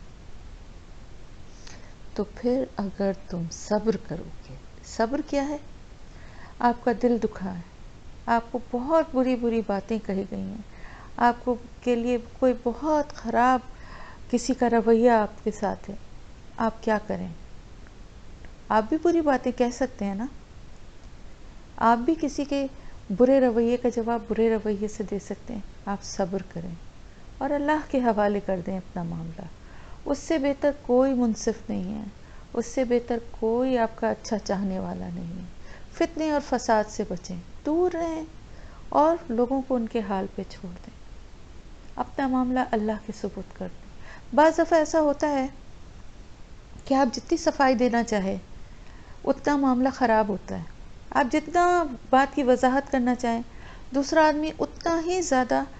سرکشی دکھانے لگتا ہے۔ اور بعض دفعہ ایسا بھی ہوتا ہے کہ آپ کی نیک نیتی سے کی گئی کوششوں کو، آپ کے تعلقات استوار کرنے کی کوشش کو لوگ سمجھتے ہیں، غلط سمجھ کے آپ کے اوپر دوسرے الزامات چالاکی کا لگاتے ہیں یا کوئی اور بات ایسی کہہ دیتے ہیں۔ پھر کیا کریں؟ آپ بھی دوسروں سے ان کو برا بھلا کہنا شروع کر دیں، ان کی برائیاں شروع کر دیں، یا آپ بھی ویسے ہی بن جائیں ان کی طرح ہی۔ اللہ تعالیٰ کیا فرما رہا ہے؟ تصبروا، صبر کرو۔ جو دل کو چوٹ پہنچا رہا ہے، جو دل کو تکلیف پہنچا رہا ہے اپنے رویے اور اپنی باتوں سے، صبر کر لو، اللہ کے حوالے کر دو معاملہ۔ کسی سے نہ کہو، اس سے بھی نہ کہو، اس لیے کہ وہ سننا ہی نہیں چاہتا، وہ تو صرف فساد کرنا چاہتا ہے، وہ صرف جھگڑا کرنا چاہتا ہے۔ بعض دفعہ ایسا ہوتا ہے کہ لوگ آپ کی بات سے آپ سے بات کرتے ہیں، بہت تکلیف دہ انداز میں بات شروع کرتے ہیں، لیکن آپ کے بات کرنے سے وہ ان کی بات سمجھ میں آ جاتی ہے اور وہ شرمندہ ہو کے اپنی اصلاح کر لیتے ہیں۔ لیکن بعض لوگ ایسے ہوتے ہیں کہ جو اصلاح کرنا ہی نہیں چاہتے۔ تو ایسے معاملات میں جب آپ کے دل کو بے انتہا تکلیف پہنچے، چاہے وہ جانوں کے معاملات ہوں، یعنی آپ کی ذات سے متعلق ہو، آپ کی جان میں تو سبھی آ جاتے ہیں نا، آپ کے بچے، آپ کے بہن بھائی، آپ کے گھر والے، آپ کے ماں باپ، اور سب سے بڑھ کر تو آپ کے پیارے نبی صلی اللہ علیہ وسلم کی ذات ہے۔ اب ان ساری چیزوں کے حوالے سے چاہے وہ غیر مسلم ہو چاہے وہ مسلم ہو، اگر کوئی ایسی تکلیف دہ بات کہتا ہے تو آپ کو کیا کرنا چاہیے؟ سب سے پہلے تو صبر کرنا چاہیے. صبر کرنے والے کا معاملہ اللہ کے پاس چلا جاتا ہے. پھر اس کے بعد وَتَتَّقُوا، اور تقوی اختیار کریں. تقوی کیا ہے؟ تقوی یہ ہے کہ پرہیزگاری کے ساتھ اللہ کی حد کو نہ توڑتے ہوئے، اللہ کی حدود میں رہتے ہوئے جو مناسب طریقہ کار ہے اس سے جواب دیں، اس طریقے سے بات کریں، اور اتنی ہی کریں جتنی کہ پرہیزگاری کی حد میں رہتی ہوئی آتی ہے. یعنی جواباً گالیاں کوستے نہ دیں، جواباً طعنہ زنی نہ کریں، جواباً کوئی ایسی بات نہ کریں جس سے دوسرے کا دل دکھے. بہتر تو یہی ہے، سب سے بہتر یہی ہے کہ چپ رہیں، اور چپ رہ کے وقت کا انتظار کریں. وقت انسان کی بے گناہی کو ثابت کر دیتا ہے، اور اگر نہ بھی ثابت کرے تو دل کو اطمینان ہوتا ہے کہ میرا اللہ میرے ساتھ ہے. تو کیا کرنا ہے؟ جب تکلیف پہنچے، کسی بھی طرح کی آزمائش آئے، چاہے مال کی ہو چاہے جانوں کی ہو، اور چاہے ایسی باتیں سننے کو ملیں جو ان لوگوں کے منہ سے جن کو کتاب دی گئی اور جو کہ مشرک ہیں، ان کی باتوں سے اذیت پہنچے، تو کیا کرنا چاہیے؟ صبر کرنا چاہیے، اور پھر پرہیزگاری کے ساتھ. یعنی آپ دیکھیں نا، آج کل کافروں اور مشرکوں کی سرکشی کتنی بڑھ گئی ہے کہ آپ صلی اللہ علیہ وسلم کی ذات مبارک سے کے حوالے سے بھی کس قسم کی باتیں اور خاکے اور چیزیں اکثر ہوتی ہیں. تو آپ کا سب سے پہلے کام تو کیا ہے؟ سب سے پہلا تقوی کی حد میں رہتے ہوئے کام یہ ہے کہ اس چیز کو اسپریڈ نہ کریں. ہم یہ سمجھتے ہیں، ہمارے یہاں لوگوں میں پتہ نہیں ہے کہاں سے یہ جہالت آ گئی ہے کہ یہ سمجھتے ہیں کہ یہ بہت نیکی کا کام ہے کہ اس خبر کو 20 لوگوں تک پہنچا دیا جائے، زیادہ سے زیادہ لوگوں تک پہنچا دیا جائے، جبکہ اس کو وہیں ختم کر دینا چاہیے. جس کے پاس بھی آئے وہ اس کو وہیں ڈیلیٹ کر دے، آگے فارورڈ نہ کرے، تو وہ میسج، وہ بات آگے پھیلے گی ہی نہیں. آپ یہ دیکھیے نا کہ مسلمان خود ہی اس کو پھیلانے کا ایک بہت بڑا ذریعہ بن رہے ہیں. دوسرے یہ کہ ان باتوں کا جواب کسی کو، دوسرے کے کسی عقیدے کو یا اس کی کسی پیغمبر یا کسی اس کو برا بھلا کر کے، اول تو دیکھیں اہل کتاب جو ہیں وہ جن پیغمبروں کو مانتے ہیں، ہم بھی ان پہ ایمان رکھتے ہیں، ان کو مانتے ہیں کہ اللہ کی طرف سے بھیجے گئے اللہ کے رسول ہیں، تو ہم تو استغفر اللہ ان کو برا بھلا کہنے کا سوچ ہی نہیں سکتے. لیکن پھر بھی کسی بھی حوالے سے کوئی ایسی بات کہنا، پلٹ کے ایسا جواب دینا جس سے ان کے عقیدے یا ان کے کسی بزرگ یا کسی ایسی ہستی کو برا بھلا کہنا، یہ جواب نہیں ہے. بلکہ اگر موقع اللہ تعالیٰ نے دیا ہے کسی طرح، چاہے وہ تحریری صورت میں ہو، چاہے اگر کہیں آپ کو بولنے کا موقع ملے، تو وہاں پر آپ ان وضاحت کریں، دلائل دیں اور کلیئر بات کریں. میسیجز کو فارورڈ کرنا یہ کوئی نیکی کا کام نہیں. تو اللہ تعالیٰ فرما رہا ہے کہ صبر کرو اور تقوی اختیار کرو،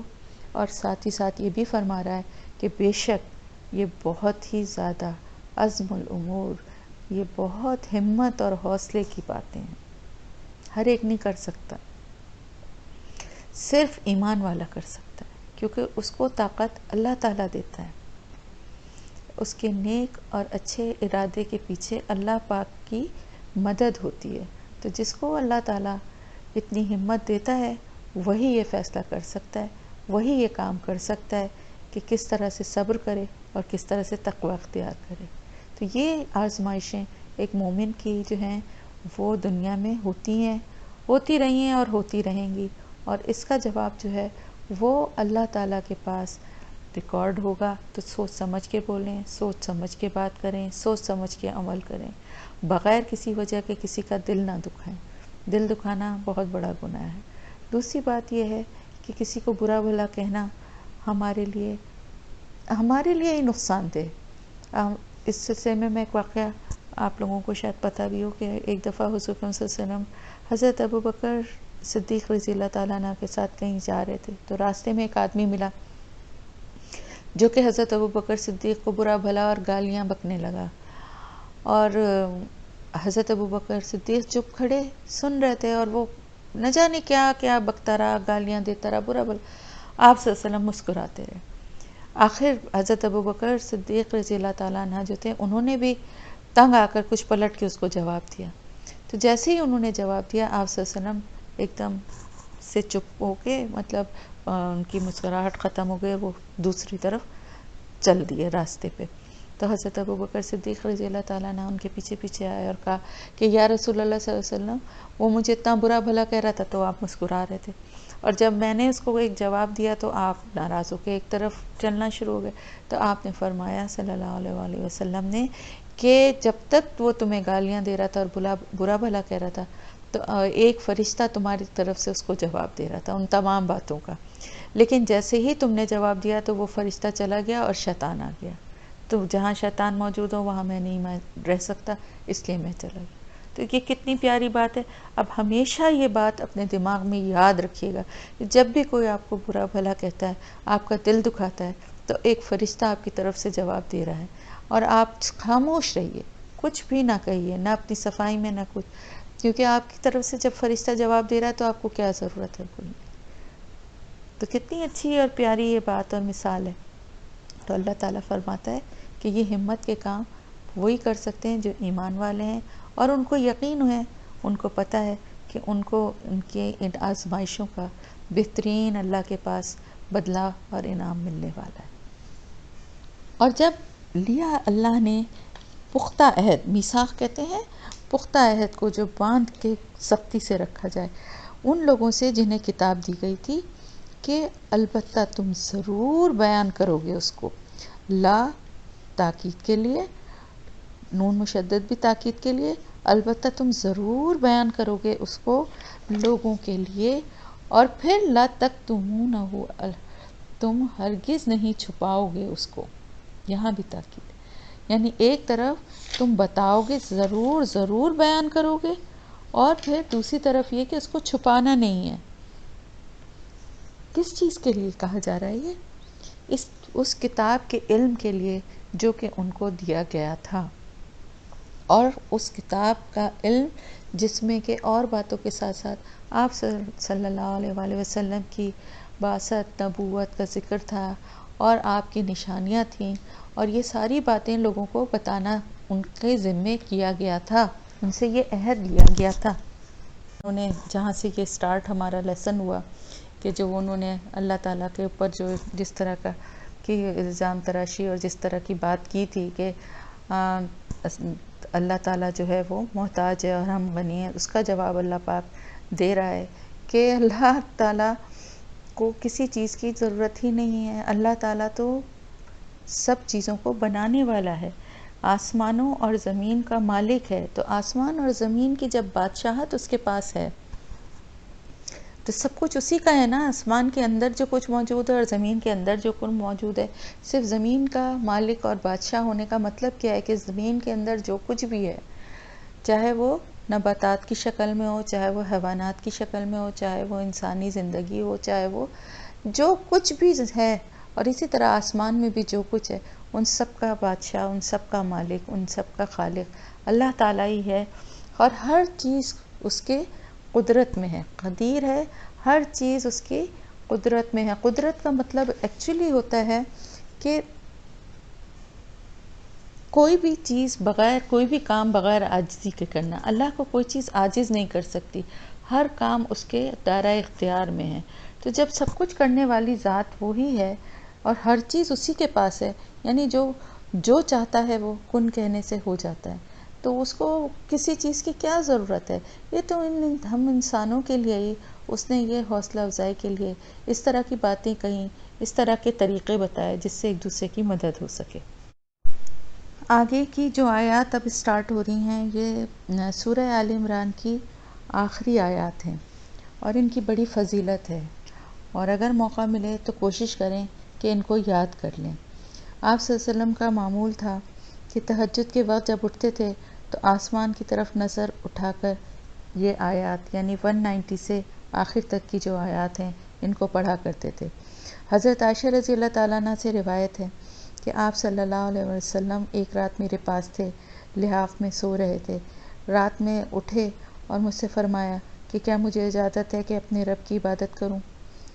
پھر وضو کیا اور نماز کے لیے کھڑے ہو گئے، اور قیام میں اتنا روئے کہ آپ کے آنسو سینہ مبارک تک بہہ گئے. پھر رکوع میں گئے تو بھی مسلسل روتے رہے، اتنا روئے کہ روتے روتے برا حال ہو گیا، یہاں تک کہ صبح ہو گئی۔ حضرت بلال رضی اللہ تعالیٰ عنہ آئے اور صبح کی اطلاع دی۔ حضرت عائشہ رضی اللہ تعالیٰ عنہ فرماتی ہیں، میں نے عرض کیا کہ آپ صلی اللہ علیہ وآلہ وسلم اتنا گریہ کیوں فرماتے ہیں؟ اللہ تعالیٰ نے تو آپ کے اگلے پچھلے سارے گناہ معاف فرما دیے ہیں۔ آپ صلی اللہ علیہ وآلہ وسلم نے فرمایا، تو کیا میں اس کا شکر گزار بندہ نہ بنوں اور شکریہ میں گریہ وزاری نہ کروں کہ آج کی شب اللہ نے مجھ پر یہ آیات نازل فرمائی ہیں۔ پھر فرمایا، تباہی ہے اس شخص کے لیے جس نے ان آیتوں کو پڑھا اور ان پر غور و فکر نہ کیا۔ تو یہ آیات جو ہیں یہ بہت اہم ہیں، اور ان آیات پہ بہت غور و فکر کرنے کی دعوت اللہ کی طرف سے دی گئی ہے، کیونکہ اس میں اللہ تعالیٰ کی وحدانیت، اللہ تعالیٰ کی قدرت اور اللہ تعالیٰ کی اختیارات کا ذکر ہے کہ وہ کتنا بڑا مالک و خالق ہے، اور اس نے کیا کیا چیزیں تخلیق کس طرح سے کی ہیں، اور اس میں ہمارے لیے کیا کیا بھلائیاں ہیں۔ تو ان آیات پہ غور و فکر کریں، صرف تفسیر سن کے تسلی سے اکتفا کر کے مت بیٹھ جائیے، بلکہ خود بھی اپنے اپنے طور پہ ہر ایک ان آیات پہ غور و فکر کرے، اور جس کو بھی موقع ملے، جتنا بھی موقع ملے، 2-3 کر کے ان آیتوں کو یاد کرنے کی اگر کوشش کر سکتے ہیں تو کیجیے۔ یہ کوئی لازمی نہیں ہے، لیکن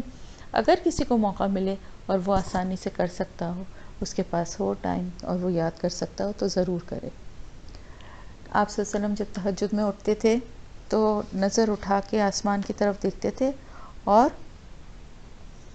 ان آیات کی تلاوت کرتے تھے۔ اس سے ہمیں کیا پتہ چلتا ہے؟ اس سے ہمیں یہ پتہ چلتا ہے کہ آپ صلی اللہ علیہ وسلم جو ہیں وضو بے وضو قرآن کی تلاوت کرتے تھے، اور ہم بھی کر سکتے ہیں، اس میں کوئی غلط بات نہیں ہے۔ بعض لوگ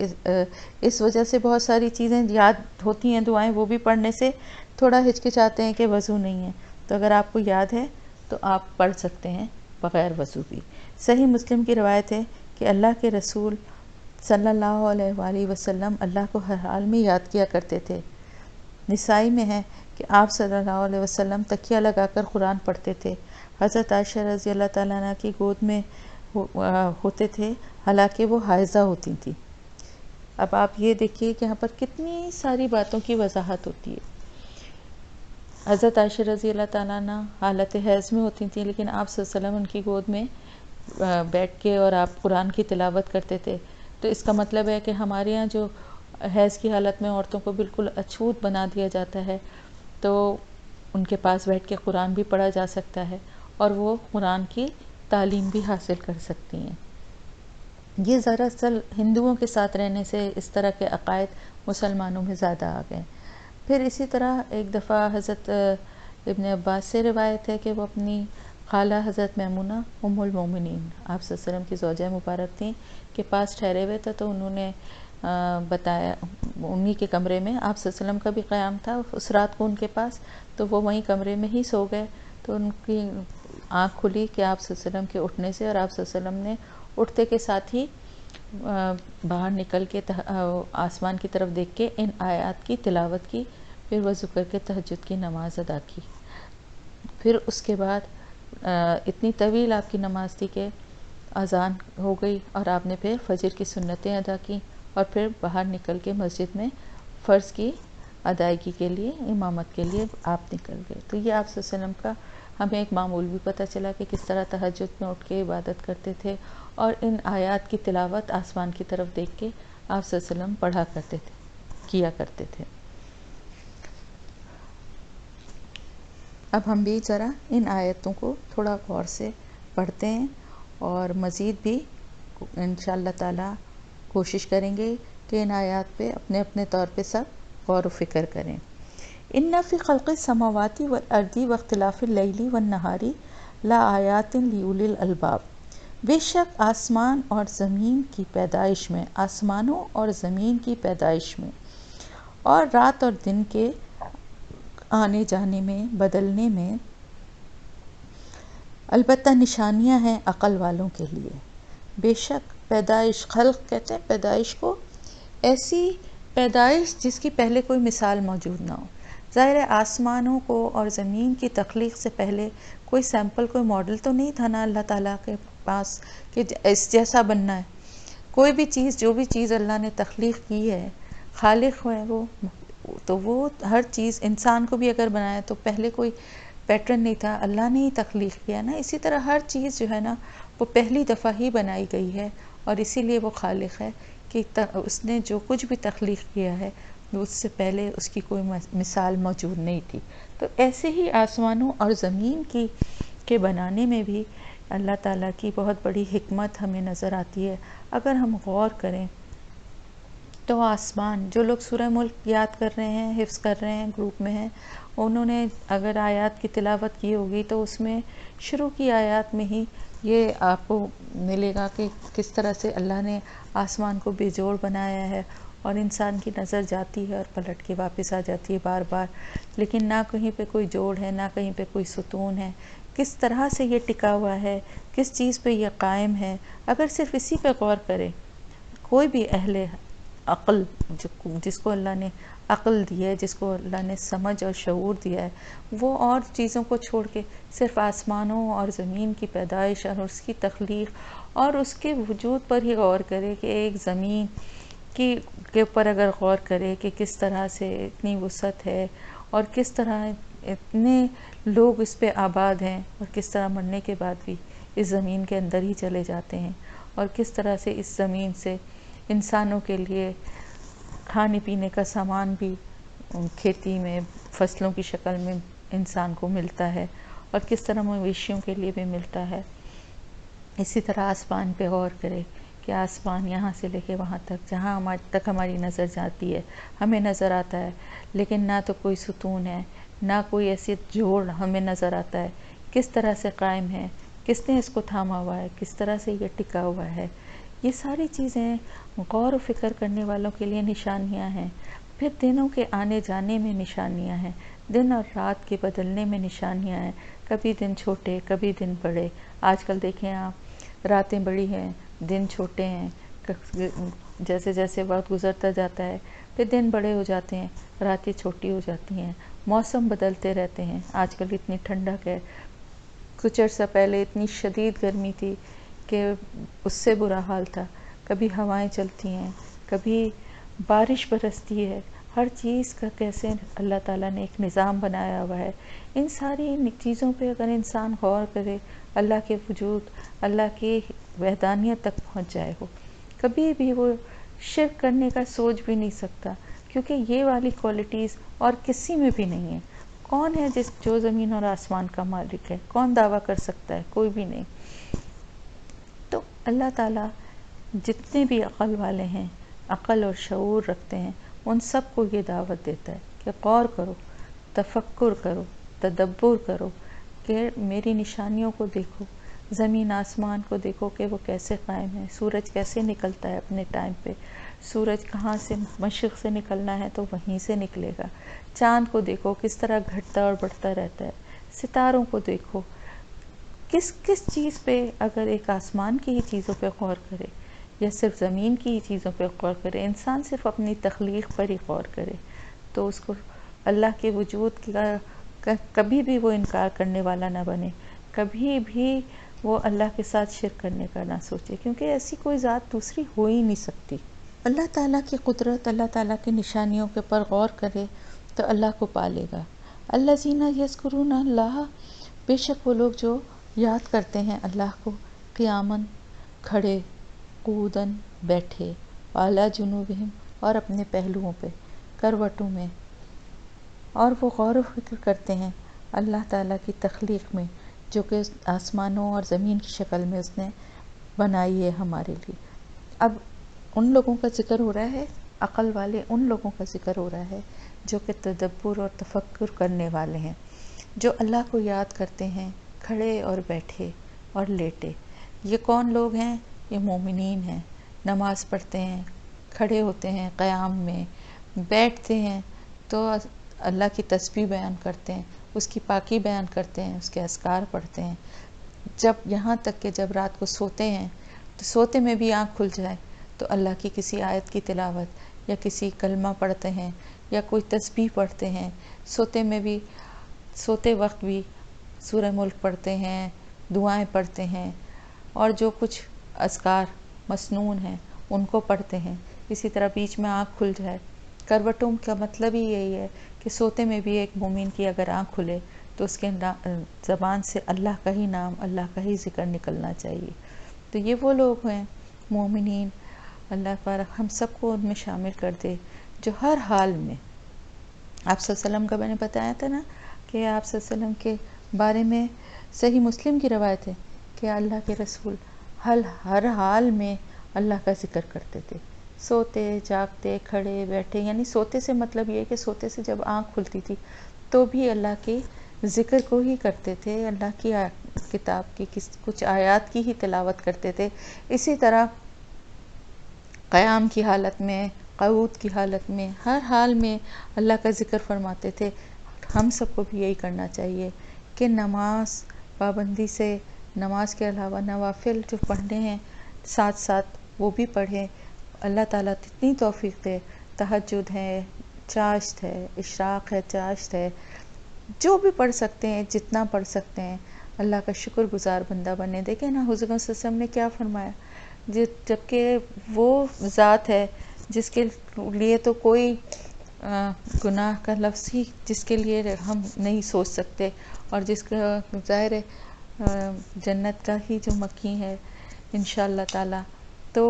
وہ یہ کہہ رہا ہے کہ میں کیا اللہ کا شکر گزار بندہ نہ بنوں. تو ہمیں تو اپنی فکر کرنا چاہیے. ہمارے پاس تو کوئی گارنٹی بھی نہیں ہے، ہمیں تو کوئی کہیں سے کوئی آسرا بھی نہیں ہے سوائے اللہ کی رحمت کے. تو ہمارا رویہ تو بہت ہی زیادہ عبادت گزاری کی طرف ہونا چاہیے.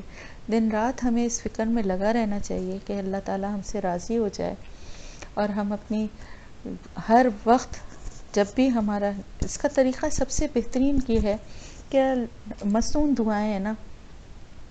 واش روم جائیں تو دعا ہے، باہر نکلیں تو دعا ہے، کھانا کھائیں تو دعا ہے، کھانا ختم ہو تو دعا ہے، سونے لیٹیں تو دعا ہے، سو کے اٹھیں تو دعا ہے، گھر سے نکلیں تو دعا ہے، گھر میں داخل ہوں تو دعا ہے. تو یہ تو اگر اتنا ہی کر لیں اپنے فرائض کے ساتھ ساتھ، اور مصنون اذکار پڑھیں صبح اور شام، تو انشاءاللہ تعالی یہ بھی ہماری ایک اچھی کوشش ہوگی. تو وہ مومنین جو کہ کھڑے اور بیٹھے ہر حال میں، یہاں تک کہ اپنی کروٹوں میں، اللہ تعالیٰ قرآن میں آگے آپ پڑھیں گے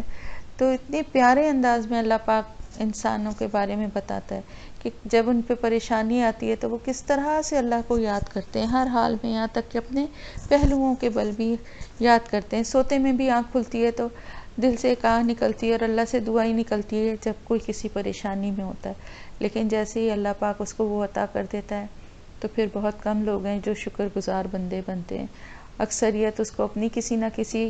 وجہ سے، اپنی کامیابی، اپنی وجہ سے کوئی سمجھ لیتے ہیں کہ بھئی ہماری اس وجہ سے ہم اتنے پڑھے لکھے تھے اس لیے ایسا ہو گیا، ہمارے پاس یہ تھا تو ایسا ہو گیا، یہ سمجھ کے اور غفلت میں پڑ جاتے ہیں. لیکن جو اللہ کے نیک بندے ہیں وہ اللہ کے شکر گزار ہوتے ہیں اور ہر حال میں اللہ کا ذکر کرتے ہیں. حضرت عبداللہ بن عمر کے بارے میں روایت ملتی ہے کہ وہ اکثر آبادی سے نکل جایا کرتے تھے اور دور ویرانوں میں چلے جاتے تھے، ایسی جگہوں پہ جہاں پہ گھر غیر آباد تھے، ٹوٹے پھوٹے تھے، یا قبرستانوں میں چلے جاتے تھے اور وہاں جا کے پوچھتے تھے، آواز لگاتے تھے کہ یہاں رہنے والے کہاں چلے گئے. پھر خود ہی جواب دیتے تھے کہ کوئی بھی باقی رہنے والی ذات نہیں ہے سوائے اللہ کی ذات کے، ہر ایک کو فنا ہو جانا ہے. تو یہ ہے انسان کی زندگی کی حقیقت. اسی لیے مردوں کو کثرت سے قبرستان جانے کے لیے کہا گیا کہ وہاں جائیں اور وہاں جا کے فاتحہ بھی پڑھیں اور عبرت بھی حاصل کریں، کیونکہ اصل ٹھکانہ انسان کا جنت الفردوس ہے انشاءاللہ تعالی. قبر بھی عارضی ٹھکانہ ہے، دنیا بھی عارضی ٹھکانہ ہے، یہ وقت بھی گزر جائے گا اور وہ وقت بھی گزر جائے گا. اللہ پاک ہماری قبروں کو بھی جنت الفردوس کے باغوں میں سے ایک باغ بنا دے، اور انشاءاللہ تعالی جو مستقل ٹھکانہ ہے وہ جنت الفردوس، وہ ہم سب کو نصیب فرمائے. تو وہ لوگ جو مومنین ہیں، جو اللہ کا ذکر کرنے والے ہیں، ہر حال میں اللہ کو یاد کرنے والے ہیں، ان کی ایک بہت بڑی خوبی کیا ہوتی ہے کہ وہ غور و فکر بھی کرتے ہیں آسمانوں اور زمین کی پیدائش میں. اور جب وہ غور و فکر کرتے ہیں تو ان کا یہ غور و فکر ایک مومن والا ہوتا ہے. دیکھیں کافر بھی غور و فکر کرتا ہے، ایک سائنٹسٹ بھی غور و فکر کرتا ہے ستاروں پہ، سیاروں پہ، زمین پہ، موسموں کے بدلنے پہ، لیکن اس کے پیچھے وہ صرف ایک سائنٹیفک اس کی جو بھی تھیوری یا ریسرچ یا جو بھی اس کا علم ہوتا ہے وہ وہیں تک محدود ہوتا ہے، اس سے آگے نہیں بڑھتا. لیکن ایک مومن جو ہے وہ چاہے اتنا علم اس کے پاس نہ بھی ہو، لیکن جب وہ دیکھتا ہے تو سبحان اللہ کہتا ہے. اور وہ جب زمینوں اور آسمانوں کی تخلیق پہ جتنا بھی غور کرتا جاتا ہے وہ کہتا ہے اے ہمارے رب، تو نے کوئی بھی چیز باطل نہیں بنائی، بے مقصد نہیں بنائی. یعنی وہ سمجھ جاتا ہے کہ یہ دنیا کے راز، یہ کائنات کی حقیقت، ہر چیز اللہ تعالیٰ نے کسی مقصد سے، کسی کوئی بھی چیز جو ہے، موسموں کو بدلنا، آنا جانا، یہ پورے ایک انسانی حیات کو، بلکہ اس کائنات پہ جو بھی حیات ہے اس کے ایک پورے سسٹم کو چلانے کے لیے یہ موسموں کو بدلنا، یہ دن اور رات کا آنا جانا، یہ آسمان کی تخلیق، یہ زمین پہ انسان کا وجود، یہ سب جتنا غور کرتا جاتا ہے اتنا بے شک اس کے دل سے نکلتا ہے سبحانک، پاک ہے تو میرے رب، تو پاک ہے اور تیری کوئی بھی تخلیق بے مقصد یا باطل نہیں ہے. ہر چیز کے پیچھے تیری حکمت ہے، تیری کوئی نہ کوئی مصلحت اور حکمت اور مقصد ہے. فقنا عذاب النار. تو جب تو اتنا بڑا ہے میرے پاک پروردگار، تو اتنا عظیم ہے، اس زمینوں آسمانوں کو، کائنات کو بنانے والا ہے، تو اللہ پاک تو ہمیں بچا لے آگ سے، کیونکہ تو ہی بچا سکتا ہے، تیرے علاوہ اور کون ہے جو ہمیں بچائے گا. پھر وہ دعا کرتے ہیں کہ ربنا، اے ہمارے رب، انکا، بے شک تو، جس کو تو داخل کر دے گا آگ میں تو بس وہ تو رسوا ہو گیا، اس کے لیے تو رسوائی ہی ہے. دنیا، اس کی تو دنیا ختم ہی ہو گئی نا. مرنے کے بعد جب وہ قیامت میں پہنچے گا وہ شخص، اور اس کے پاس یہ سارے اللہ کی طرف سے اس کو ایمان کی دولت نہیں ملی ہوگی اور اس کو جہنم میں ڈالا جائے گا، تو پھر اس سے بڑی تو اس کے لیے کوئی رسوائی نہیں ہے. اور وہ اہل ایمان بھی جن کے اعمال میں کمی بیشی ہوگی، جن کے گناہوں کی تعداد زیادہ ہوگی، وہ بھی بے شک وہ بعد میں جائیں جنت میں، لیکن ان کو بھی جہنم میں اپنی سزا بھگتنے کے لیے جانا ہوگا. تو یہ کتنی بڑی رسوائی ہوگی، خاص طور سے ان لوگوں کے لیے جو دنیا میں بڑے نیک نام اور بڑے عالم اور دیندار لوگ بنے پھرتے ہیں، اور جب اگر خدا نہ خواستہ، اللہ نہ کرے کہ ان کا یہ انجام ہو کہ ان کو دوزخ میں ڈالا جائے، چاہے وقتی ہی ڈالا جائے، تو کیسی رسوائی ہوگی سارے لوگوں اور ساری دنیا کے سامنے جتنے لوگ وہاں خلقت موجود ہوگی. تو اللہ پاک اس رسوائی سے ہمیں بچا لے. اللہ پاک دنیا اور آخرت کی رسوائی سے ہمیں بچا لے. اللہ پاک اپنی رحمت سے اللہ پاک ہمیں آگ کے عذاب سے بچا لے، کیونکہ وَمَا لِلظَّالِمِينَ مِنْ انصار، کیونکہ ظالموں کے لیے تو کوئی بھی مددگار نہیں ہے. اللہ پاک تو ہمیں ظلم کرنے والا نہ بنا. اللہ پاک تو ہمیں اپنی رحمت سے اللہ پاک ہمارے دلوں میں نرمی ڈال. کیونکہ دیکھیں ظالم جو بھی ہے نا، ظالم سب سے بڑا ظالم تو وہی ہے جس نے اپنی جان پہ ظلم کیا اللہ کے ساتھ شریک کرنے کا، اور پھر اس کے بعد ظلم کیا اللہ کے بتائے ہوئے راستے پہ نہ چلنے کا. تو اس کا قیامت کے دن کوئی مددگار نہ ہو. دنیا کی طرح کے معاملات نہیں ہیں کہ انسان اپنے پیسے کے بل بوتے پہ ظالم چھٹ جاتے ہیں، یا اپنے اثر و رسوخ کی وجہ سے بعض دفعہ اپنی جان بچا لیتے ہیں، بڑے بڑے گناہ کر کے بھی چھٹ جاتے ہیں، بڑی بڑے جرائم سے بھی اپنے آپ کو بری کروا لیتے ہیں. یہ تو دنیا میں ہے نا، چند روزہ زندگی میں جو دل چاہے کریں، لیکن آخرت میں صرف اللہ ہی ہے، اسی کی مدد سے ہم سب جنت میں جائیں گے. تو اس کے علاوہ وہاں کوئی مددگار نہیں ہوگا. کوئی کسی کو پہچان کے بھی انجان بن کے گزر جائیں گے لوگ. کتنے بھی بڑے بڑے قریبی رشتے، مخلص دوست، کتنے کون، کوئی کسی کے قریب نہیں پھٹکے گا، ہر ایک کو اپنی پڑی ہوگی. اور جو ظلم کرنے والے ہیں ان کو اللہ سے توبہ کرنا چاہیے، اس لیے کہ ان کا کوئی مددگار نہیں ہوگا، کیونکہ مددگار تو صرف اللہ ہی ہے نا، اور اس نے ظلم کو اپنے اوپر حرام کیا ہوا ہے، تو ظالموں کو کیسے معاف کرے گا. ربنا اننا سمعنا یہاں پر جس عہد کا ذکر کیا گیا ہے اس کا بائبل میں جگہ جگہ ذکر ہمیں ملتا ہے، اور اس میں جو حضرت موسیٰ علیہ السلام کی آخری تقریر نقل کی گئی ہے، اس میں تو وہ بار بار بنی اسرائیل سے عہد لیتے ہیں، جو احکام میں نے تم کو پہنچائے ہیں انہیں اپنے دل پر نقش کرنا،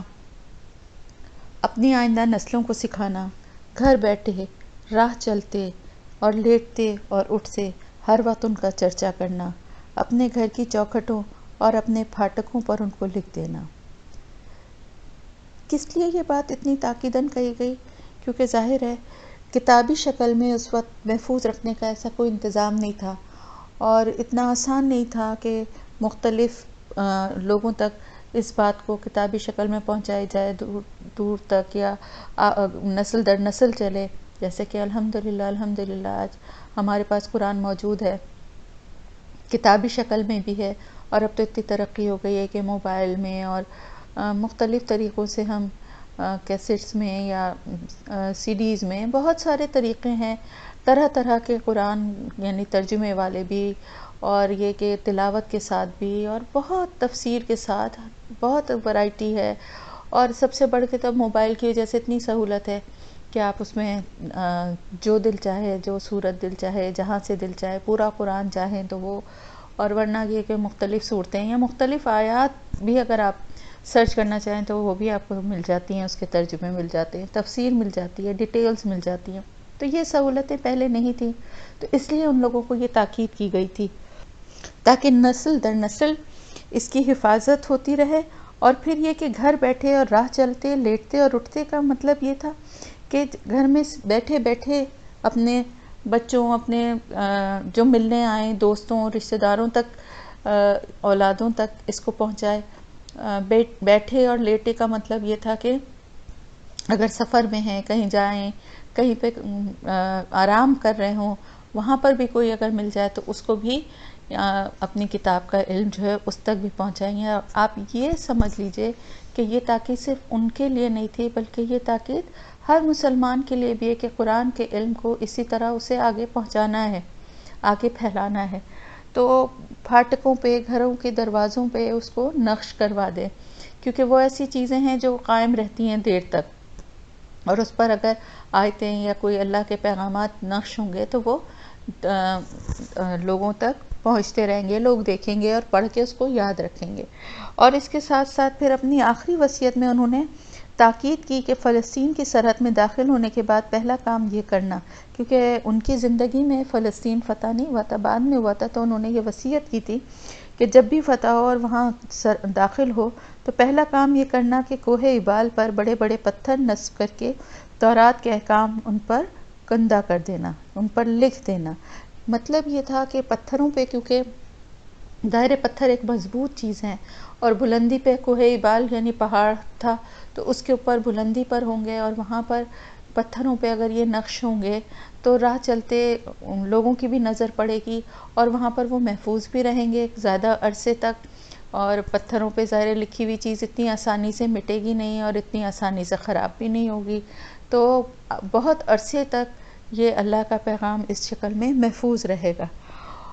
اور بنی لاوی جو تھے ان کو، یعنی قبیلہ تھا، ان کو تورات کا ایک نسخہ دے کر ہدایت فرمائی کہ ہر 7ویں برس عید خیام کے موقع پر قوم کے مردوں، عورتوں، بچوں سب کو جگہ جگہ جمع کر کے یہ پوری کتاب لفظ بلفظ ان کو سناتے رہنا۔ یہ بالکل ویسی ہی بات ہے جیسے کہ ہر سال دورہ قرآن ہوتا ہے اور اس میں قرآن کو پورا دہرایا جاتا ہے 29 دنوں میں، تو اسی طرح سے ان کو بھی یہ تاکید کی گئی تھی کہ جگہ جگہ جمع ہو کے، اسی وجہ سے کہا گیا کیونکہ ظاہر ایک بہت بڑا مجمع اگر ہے تو ہو سکتا ہے دور جو لوگ ہوں ان تک آواز کلیئر نہ پہنچے اور اللہ کا پیغام جو ہے وہ سمجھنے میں مشکل ہو، تو مختلف گروپس اور گروہوں کی شکل میں بھی جن لوگوں کو کتاب کا علم ہے وہ ان لوگوں تک یہ اللہ کے احکامات اور اللہ کے پیغامات کو پہنچائیں۔ لیکن اس کے باوجود کتاب اللہ سے بنی اسرائیل کی غفلت رفتہ رفتہ یہاں تک بڑھی کہ حضرت موسیٰ علیہ السلام کے 700 برس بعد ہیکل سلیمانی کے سجادہ نشین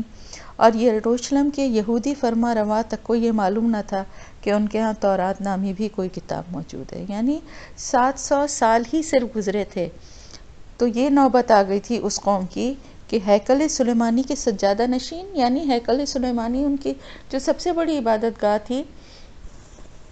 وہاں کے جو سجادہ نشین یا جو جن کو آپ کہتے ہیں جو وہاں کے ذمہ دار اور نگران اور علماء جو وہاں پہ بیٹھے تھے، جیسے ہماری مسجد میں مولوی یا مختلف مزارات پہ جو درگاہ پہ بیٹھے ہوئے ہوتے ہیں لوگ، اس طرح سے جو لوگ تھے ان کو، اور وہاں کے بادشاہ تک کو یہ نہیں معلوم تھا کہ تورات نام کی کوئی کتاب بھی موجود ہے. یعنی اس قدر غفلت جو تھی وہ اس حد تک پہنچ چکی تھی، اور بن کے بیٹھے ہوئے تھے کتاب کے دعوے دار اور علم کے علم بردار. تو یہی رویہ ہے جس سے کہ ہمیں منع کیا گیا ہے ان کے ذریعے، اور یہی وہ رویہ ہے جو کہ آج ہمیں اپنی قوم میں بھی نظر آتا ہے کہ نہ تو سجادہ نشینوں کو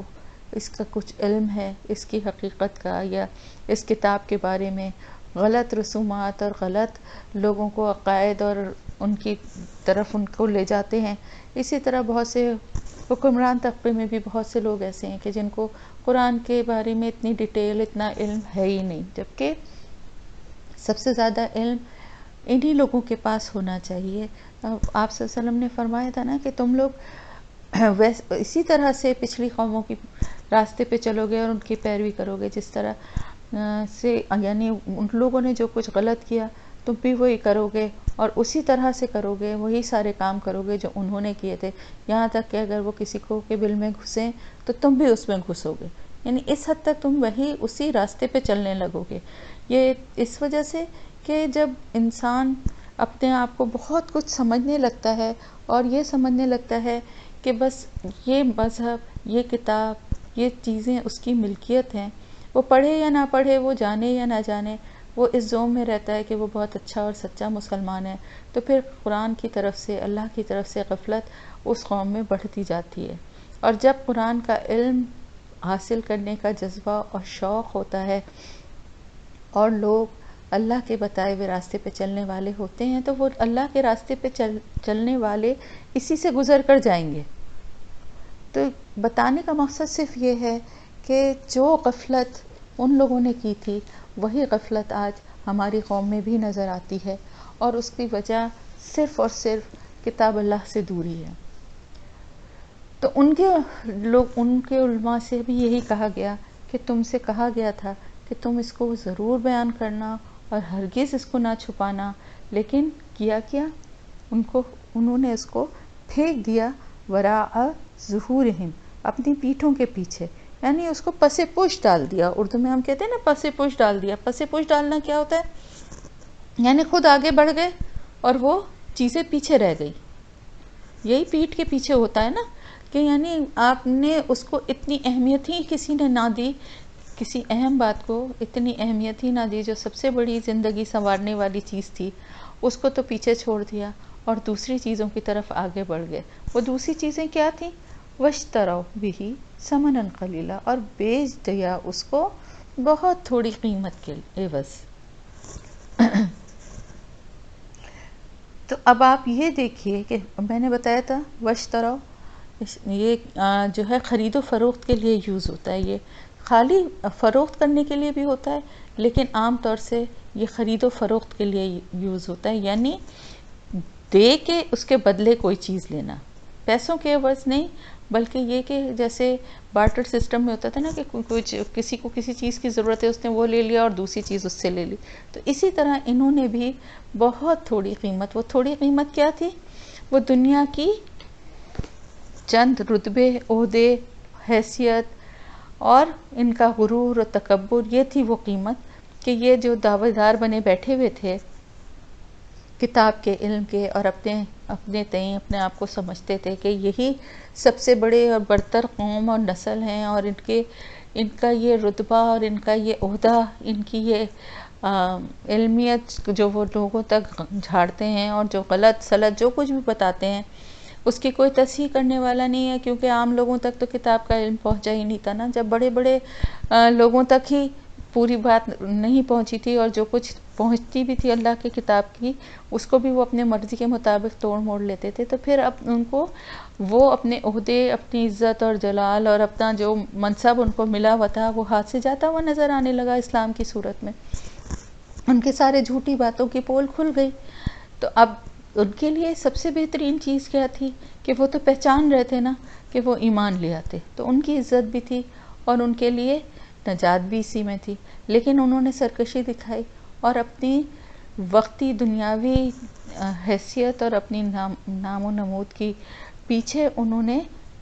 اللہ کے دین کو، جو کہ لوگوں تک بیان کرنا تھا ان کو، اس کو چھپایا. یعنی جب ان سے پوچھا جاتا تھا تو وہ آپ صلی اللہ علیہ وسلم کے بارے میں ایسی شکوک و شبہات والی باتیں کرتے تھے، جبکہ ان کو کیا کہا گیا تھا کہ تم اس کو بیان کرنا، ہرگز نہ چھپانا. لیکن وہ کیا کرتے تھے کہ اپنے مقصد کے لیے جھوٹ بھی بولتے تھے اور لوگوں کو شکوک و شبہات میں بھی ڈالتے تھے، اور ایک سرکشی جو تھی ان میں، اور جو گمراہی کے جس راستے پہ وہ چل رہے تھے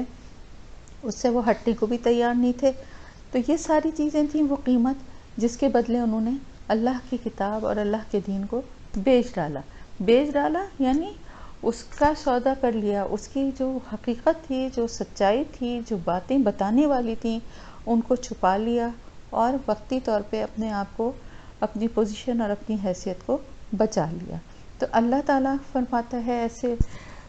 لوگوں کے لیے کہ جنہوں نے یہ سارا کام کیا، فَبِئْسَ مَا یشترون، کتنا ہی برا ہے جو وہ بیچتے ہیں، یعنی جو خرید و فروخت وہ کر رہے ہیں وہ کتنی بری ہے. ایک عالم کے لیے کہا جاتا ہے کہ اگر وہ عالم جس سے کوئی بھی سوال ایسا کیا جائے، دیکھیں یہ عالم جو ہے نا وہ ضروری نہیں کہ وہ صرف اللہ کی کتاب کو جاننے والا عالم ہو، بلکہ کسی بھی چیز کا، جو بھی ٹیچر ہے یا جو بھی کوئی چیز جانتا ہے، کوئی علم جانتا ہے، اس سے اگر سوال کیا جائے اور اس کو اس کا جواب معلوم ہے لیکن وہ نہیں بتاتا تو یہ بہت بڑا گناہ ہے. اور قیامت کے دن کہا جاتا ہے ایسا عالم جس سے کوئی سوال کیا گیا جس کا اس کو جواب معلوم تھا، لیکن اس نے اپنی کسی مفاد کے لیے یا اپنے کسی ایسی بات کے لیے، کوئی بھی اپنے عہدے کو بچانے کے لیے یا اپنی شخصیت کو، کیونکہ بعض دفعہ ایسا بھی ہوتا ہے نا کہ کوئی چیز ہمیں پتہ بھی ہو کسی کو، لیکن لوگ بتانے سے اس لیے ہچکچاتے ہیں کہ اگر ہم نے کہا تو دوسرا ہمیں بھی جج کرنے لگے گا، آپ تو یہ کہہ رہے تھے خود تو آپ کرتے نہیں ہیں. یا آپ ایسا بھی ہو سکتا ہے کہ کوئی آپ پہ اعتراض کسی اور وجہ سے بھی کر دے. لیکن یہ ہے کہ اگر علم ہے کسی چیز کا تو اس کو ضرور بیان کرنا چاہیے، ضرور بتانا چاہیے، اور خود بھی عمل کرنے کی کوشش کرنی چاہیے. صرف اس وجہ سے کسی بات کو چھپانا کہ ہم خود نہیں کرتے تو ہم دوسرے کو کیوں بتائیں، صحیح بات کیوں بتائیں، ہم ایسی ہی گول مول بات بتائیں کہ جس سے اس کو بھی پوری بات سمجھ میں نہ آئے، شکوک و شبہات میں ہی رہ جائے وہ بھی. تو یہ کوئی اچھی بات نہیں ہے، بلکہ اللہ تعالیٰ فرماتا ہے کہ جو علم دیا گیا ہے اس کو لوگوں تک پہنچایا جائے. خاص طور سے کتاب اللہ کا علم جب آپ کے پاس آئے، جتنا بھی آئے، آپ صحیح جو بھی بات ہے. اب اس کا یہ مطلب نہیں ہے کہ پتہ ہو یا نہ پتہ ہو انسان جو ہے وہ ہر جگہ فتوے دیتا پھرے اور ہر جگہ ہر مسئلے کا جواب دینا فرض سمجھ لے کہ یہ تو میری علمیت پہ بات آ رہی ہے کہ میں کیسے یہ کہہ دوں کہ مجھے نہیں پتہ. اس میں کوئی ایسی بات نہیں ہے، کیونکہ بہت ساری باتیں، بہت سارے مسائل ایسے ہوتے ہیں ضروری نہیں ہے کہ وہ سب کو پتہ ہوں. تو اگر نہیں پتہ ہے تو وہاں پر یہ کہا جا سکتا ہے کہ بھائی مجھے نہیں پتہ، میں کسی عالم سے یا کسی مفتی سے پوچھ کے بتا دوں گی. اور یا پھر یہ کہ مجھے نہیں معلوم ہے، آپ کسی اور سے پتہ کر لیجئے جو صاحب علم ہو. لیکن جہاں پر علم ہے وہاں پر بات کا جواب دینا، سوال کا جواب دینا، اس کی تسلی کرنا، اس کو پوری طرح سے مطمئن کرنا، یہ ایک عالم دین کی ذمہ داری ہے. ہر عالم کی، خاص طور سے عالم دین کی ذمہ داری ہے. تو یہ رویہ جو ہوتا ہے کہ علم کو جاننے کے باوجود کہیں پر اپنے عہدے کی وجہ سے، کہیں اپنی پوزیشن کی وجہ سے، کہیں پر اپنے مالی مفاد کی وجہ سے، یا کہیں پر صرف اپنے اوپر ہونے والے اعتراضات کی وجہ سے بچنے کے لیے اگر چھپائے گا تو بہت بڑا گناہ ہے، کیونکہ ایسے عالموں کو آگ کی لگامیں پہنائی جائیں گی قیامت کے دن. آپ صلی اللہ علیہ وسلم نے فرمایا کہ وہ عالم جو جانتا ہے اور دین سے متعلق علم رکھتا ہے اور اس سے سوال کیا جائے اور وہ نہ بتائے تو پھر اس کی زبان، اس کے منہ میں آگ کی لگامیں قیامت کے دن پہنائی جائیں گی۔ اس کی وجہ کیا ہے؟ لگام کیوں دی جاتی ہے؟ لگام اس لیے دی جاتی ہے کنٹرول میں کرنے کے لیے، زبان کو بند کرنے کے لیے۔ تو جس نے دنیا میں نہیں جواب دیا، قیامت کے دن بھی اس کی زبان کو بند کیا جائے گا اور آگ کی لگام سے بند کیا جائے گا۔ استغفر اللہ۔ تو یہ بہت بڑا گناہ ہے، اس کو چھوٹا نہیں سمجھنا چاہیے، کیونکہ اللہ تعالیٰ بھی فرما رہا ہے کہ کتنا ہی برا ہے جو یہ خرید و فروخت کرتے ہیں۔ لا تحسبن الذین یفرحون بما آتوا، ہرگز آپ گمان نہ کریں وہ لوگ جو خوش ہوتے ہیں ساتھ اس کے جو وہ لائے، اور وہ چاہتے ہیں کہ ان کی تعریف کی جائے اس پر بھی جو انہوں نے نہیں کیا۔ فلا تحسبنہم، تو نہیں آپ سمجھیں، نہیں آپ گمان کریں ان کے بارے میں کہ وہ کامیاب ہیں عذاب سے، اور ان کے لیے عذاب ہے دردناک۔ اب یہ کن لوگوں کا ذکر ہو رہا ہے؟ یہاں پر اصل میں دو طرح کے لوگوں کا ذکر ہو رہا ہے۔ یعنی وہ لوگ، ایک قسم تو وہ ہے کہ جو کچھ بھی وہ کرتے ہیں، جو کچھ بھی وہ لائے، یعنی جو کچھ بھی انہوں نے عمل کیے اس پر وہ بہت خوش ہوتے ہیں اور وہ چاہتے ہیں کہ ان کی بہت تعریف کی جائے اس پر، جو کہ، اور دوسرے وہ ہیں وہ جو کہ نہیں کچھ کیا ہے اس پہ بھی چاہتے ہیں کہ ان کی تعریف کی جائے۔ یعنی دو قسم، وہ قسمیں بیان ہو رہی ہیں۔ ایک وہ قسم ہے جو کہ اچھے کام کرتے ہیں، نیک کام کرتے ہیں، لیکن چاہتے ہیں کہ ان کی واہ واہ بھی ہوتی رہے اور اس پہ وہ بڑا گھمنڈ کرتے ہیں، بڑا خوش ہوتے ہیں کہ ہم نے بڑا نیکی کا کام کیا ہے۔ ریاکاری والی بات بھی آ جاتی ہے اس میں کہ اپنے عمل کی، ہر اچھے عمل کو لوگوں میں چرچا کرنا اور لوگوں سے اس کی داد لینا اور تعریفیں سمیٹنا اور اس پہ خوشی سے پھولے نہ سمانا۔ یفرحون پہلے بھی ہم پڑھ چکے ہیں نا کہ بہت زیادہ فرحت، خوشی ہونا۔ تو یہ وہ قسم ہے جو نیک کام کر تو رہی ہے لیکن وہ اس پہ بڑے خوش ہیں کہ، اور چاہتے ہیں کہ سب لوگ جو ہیں وہ سمجھیں بھی انہیں کہ وہ بڑا نیکی کا کام کر رہے ہیں۔ تو اس میں بہت سارے لوگ آ جاتے ہیں اور اللہ سے توبہ کرنا چاہیے اور پناہ مانگنی چاہیے کہ انسان کے اپنے ذہن اور اپنے دماغ میں یہ خوش فہمی جگہ بنا لے کہ وہ بڑا نیک ہے اور اس نے بڑی نیکی کے کام کیے ہیں اور بڑا اچھا کر رہا ہے، اور پھر لوگ اگر اس کی تعریفیں کریں تو اس پہ خوشی سے پھولے نہ سمائے۔ یہ بھی بہت برا ہے، لیکن اس سے بھی زیادہ برا ہے وہ لوگ جنہوں نے کچھ نہیں بھی کیا لیکن وہ پھر بھی چاہتے ہیں کہ ان کی تعریف کی جائے۔ جھوٹی تعریف سمیٹنا، مطلب وہ نیکی کے کام جو کہ خود نہیں کیے ہیں کسی اور کے ذریعے سے کروانا اور پھر اس پہ اپنا لیبل لگا دینا، اور کوئی بھی نیکی، کوئی بھی اچھا کام لوگوں میں بیان کرنا۔ میں مثال اس لیے نہیں دے رہی کہ بہت ساری چیزیں ہو سکتی ہیں، عبادت کے حوالے سے بھی ہو سکتی ہیں، مال خرچ کرنے کے حوالے سے بھی ہو سکتی ہیں، جو کہ وہ شخص نہیں کرتا لیکن لوگوں میں بیٹھ کے جھوٹے قصے اپنے سخاوت کے سنائے یا جھوٹی اپنی عبادتوں کا ذکر کرے کہ میں بہت دیندار ہوں، میں بہت نیک ہوں، میں تو اتنے قرآن ختم کرتا ہوں، میں تو اتنی نمازیں پڑھتا ہوں، میں تو تہجد میں اٹھتا ہوں، یا جو بھی وہ نہیں کرتا ان کاموں کے حوالے سے چاہے کہ لوگ اس کی تعریف کریں اور لوگوں میں اس کی واہ واہ ہو۔ دونوں قسمیں بہت بری ہیں، یہ دونوں قسمیں بہت ہی غلط رویے کی طرف نشاندہی کر رہی ہیں۔ وہ تو خیر ہیں ہی سراسر خسارے میں جنہوں نے کچھ کیا ہی نہیں ہے اور چاہتے ہیں کہ جھوٹی تعریفوں کے ذریعے جھوٹی اپنی باتیں بتائیں جس سے کہ لوگوں کی تعریفیں انہیں ملیں۔ تو اکثر آپ دیکھیں کہ اس میں یہ ساری چیزیں آ جاتی ہیں جو کسی کا کیا ہوا کام، چاہے وہ آفس میں ہو، کسی نے بہت اچھی رپورٹ بنائی، اس پہ اپنا نام، اپنا وہ لکھ کے اور اس کے جو بھی اس کے بینیفٹس ہیں وہ حاصل کر لیے، یا کسی سے کوئی اچھی پینٹنگ بنوائی کسی غریب سے اور کسی بڑے مصور نے، جیسے کہ ہوتا ہے اکثر، یا کوئی کتاب کسی رائٹر سے لکھوا کے اپنے نام سے، یا یہ تو ایک دنیاوی مثال ہے نا، عبادتوں میں، نیکیوں میں جو کچھ نہیں بھی کیا اس کے قصے لوگوں کو سنانا تاکہ لوگ سمجھیں کہ یہ بہت دیندار اور بہت نیک آدمی ہے اور لوگ اس کی تعریف کریں، یہ تو سراسر خسارہ ہے ہی ہے۔ لیکن وہ لوگ بھی جو کہ نیکی کا کام کر تو رہے ہیں لیکن ان کو کوئی فائدہ دینے والا نہیں ہے، اس لیے کہ وہ اس پہ اتنا گھمنڈ کر رہے ہیں اور اتنا اس کے اوپر خود ہی اترا رہے ہیں کہ وہ سمجھتے ہیں کہ ہم تو بہت نیک ہو گئے، اور لوگ جب ان کو دیندار اور پارسا کہیں تو بڑا وہ خوش ہوتے ہیں، اور دل میں وہ یہ سوچتے ہیں کہ اب ان کی کوئی بھی گناہ، کوئی بھی برائی ان کو نقصان نہیں پہنچا سکتی، تو بڑے نیک اور اچھے ہیں۔ تو ہرگز گمان نہ کیا جائے ان کے بارے میں، ان دونوں کے بارے میں، کہ یہ کامیاب ہو گئے، چاہے وہ لوگ جو کہ اپنے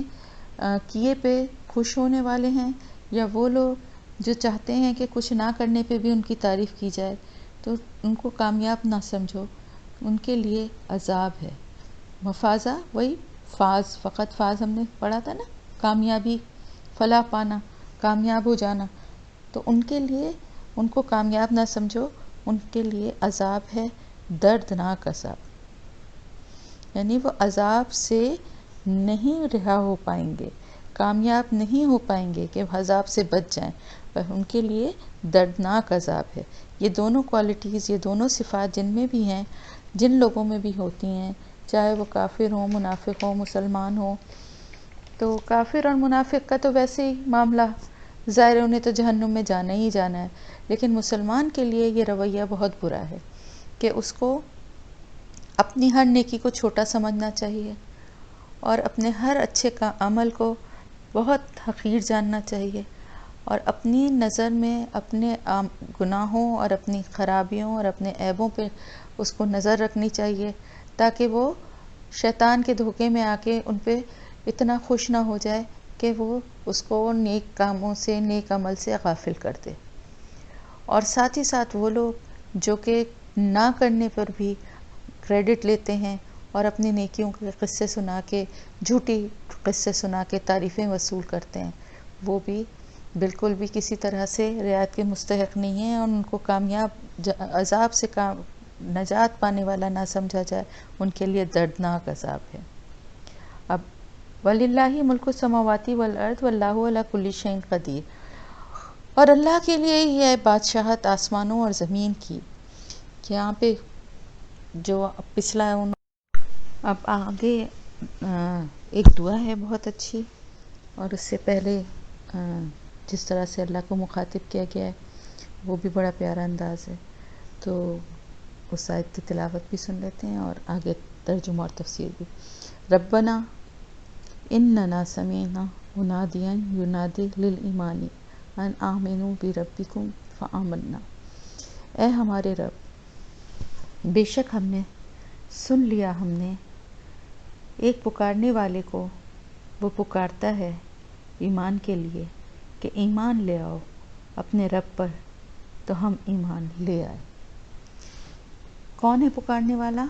منادی کرنے والا؟ آپ صلی اللہ علیہ وآلہ وسلم، جو لوگوں کو ایمان کے لیے بلا رہے تھے، ایمان کی طرف بلا رہے تھے، اللہ کی طرف بلا رہے تھے۔ تو کیا دعا ہے، کیا اللہ سے کس طرح مخاطب کیے ہیں کہ اے ہمارے رب، بے شک ہم نے سن لیا، اس پکارنے والے کی آواز کو سن لیا۔ دل سے جائزہ لیجئے، کیا واقعی سن لیا؟ کیا واقعی اس راستے کی طرف آ گئے؟ کیونکہ یہی ہماری نجات کا راستہ ہے، اور ہم اللہ سے یہی دعا کرتے ہیں، اور اسی طرح سے اللہ سے مانگیں گے انشاءاللہ کہ اللہ پاک، ہم نے سن لیا تیرا پیغام جو تیرا رسول لے کر آیا، اور ایمان کی طرف ہمیں لے جانے کے لیے۔ اب منادی کرنے والا جو ہوتا ہے نا، آپ نے کبھی دیکھا ہوگا پرانے زمانے کے بعض دفعہ الف لیلا یا اس طرح کے کہانیاں اگر پڑھی ہیں تو ان میں بھی ذکر ملتا ہے، اور کبھی اس طرح کے کوئی ڈرامے یا کوئی وہ دیکھا تو اس میں بھی کہ پہلے زمانے میں یہ ہوتا تھا، ظاہر ریڈیو، ٹی وی یا موبائل یہ والی سہولتیں تو نہیں تھیں، تو اطلاع کرنے کے لیے، ایک جگہ سے دوسری جگہ خبر پہنچانے کے لیے کچھ منادی کرنے والے، کچھ اعلان کرنے والے لوگ ہوتے تھے جو کہ زور زور سے بہت بولتے تھے، اور ان کا قاعدہ یہ ہوتا تھا کہ وہ جیسے گلی محلے میں جو بھی اہم اعلان، فرض کریں جیسے کسی بادشاہ کی طرف سے اعلان ہے یا کسی اور کوئی اور پیغام ایسا امپورٹنٹ ہے جو سب لوگوں تک پہنچنا ہے، تو وہ ہر چوک گلی محلے میں جا کے زور زور سے 2-2 3-3 دفعہ اس پیغام کو دہراتے تھے، تاکہ ہر ایک سن لے اور ہر ایک کو پتہ چل جائے۔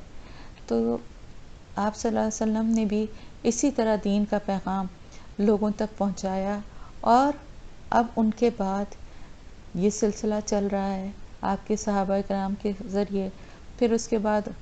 اور دوسرے لوگ۔ آپ کو میں نے بتایا تھا نا کہ علماء جو ہیں وہ نبیوں کے وارث ہوتے ہیں، تو جو بھی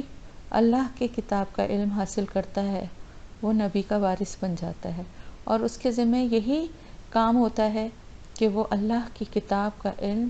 لوگوں تک پہنچائے، اللہ کا پیغام لوگوں تک پہنچائے۔ اور یہ ذمہ داری ہر مسلمان کی ہے، چند مخصوص لوگوں کے لیے اس کو نہیں چھوڑ دینا چاہیے، بلکہ یہ ہر اس انسان کی، ہر مسلمان کی یہ ذمہ داری ہے جس تک اللہ اور اس کے رسول کی یہ منادی، یہ پکار پہنچی ہے، اور الحمدللہ ہم سب تک پہنچی ہے۔ تو پھر اے ہمارے رب، ہم نے سن لیا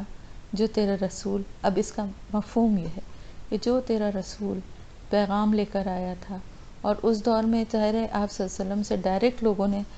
وہ سب کچھ سنا اور وہ سب کچھ سیکھا، لیکن انہی کے بتائے ہوئے اور سکھائے ہوئے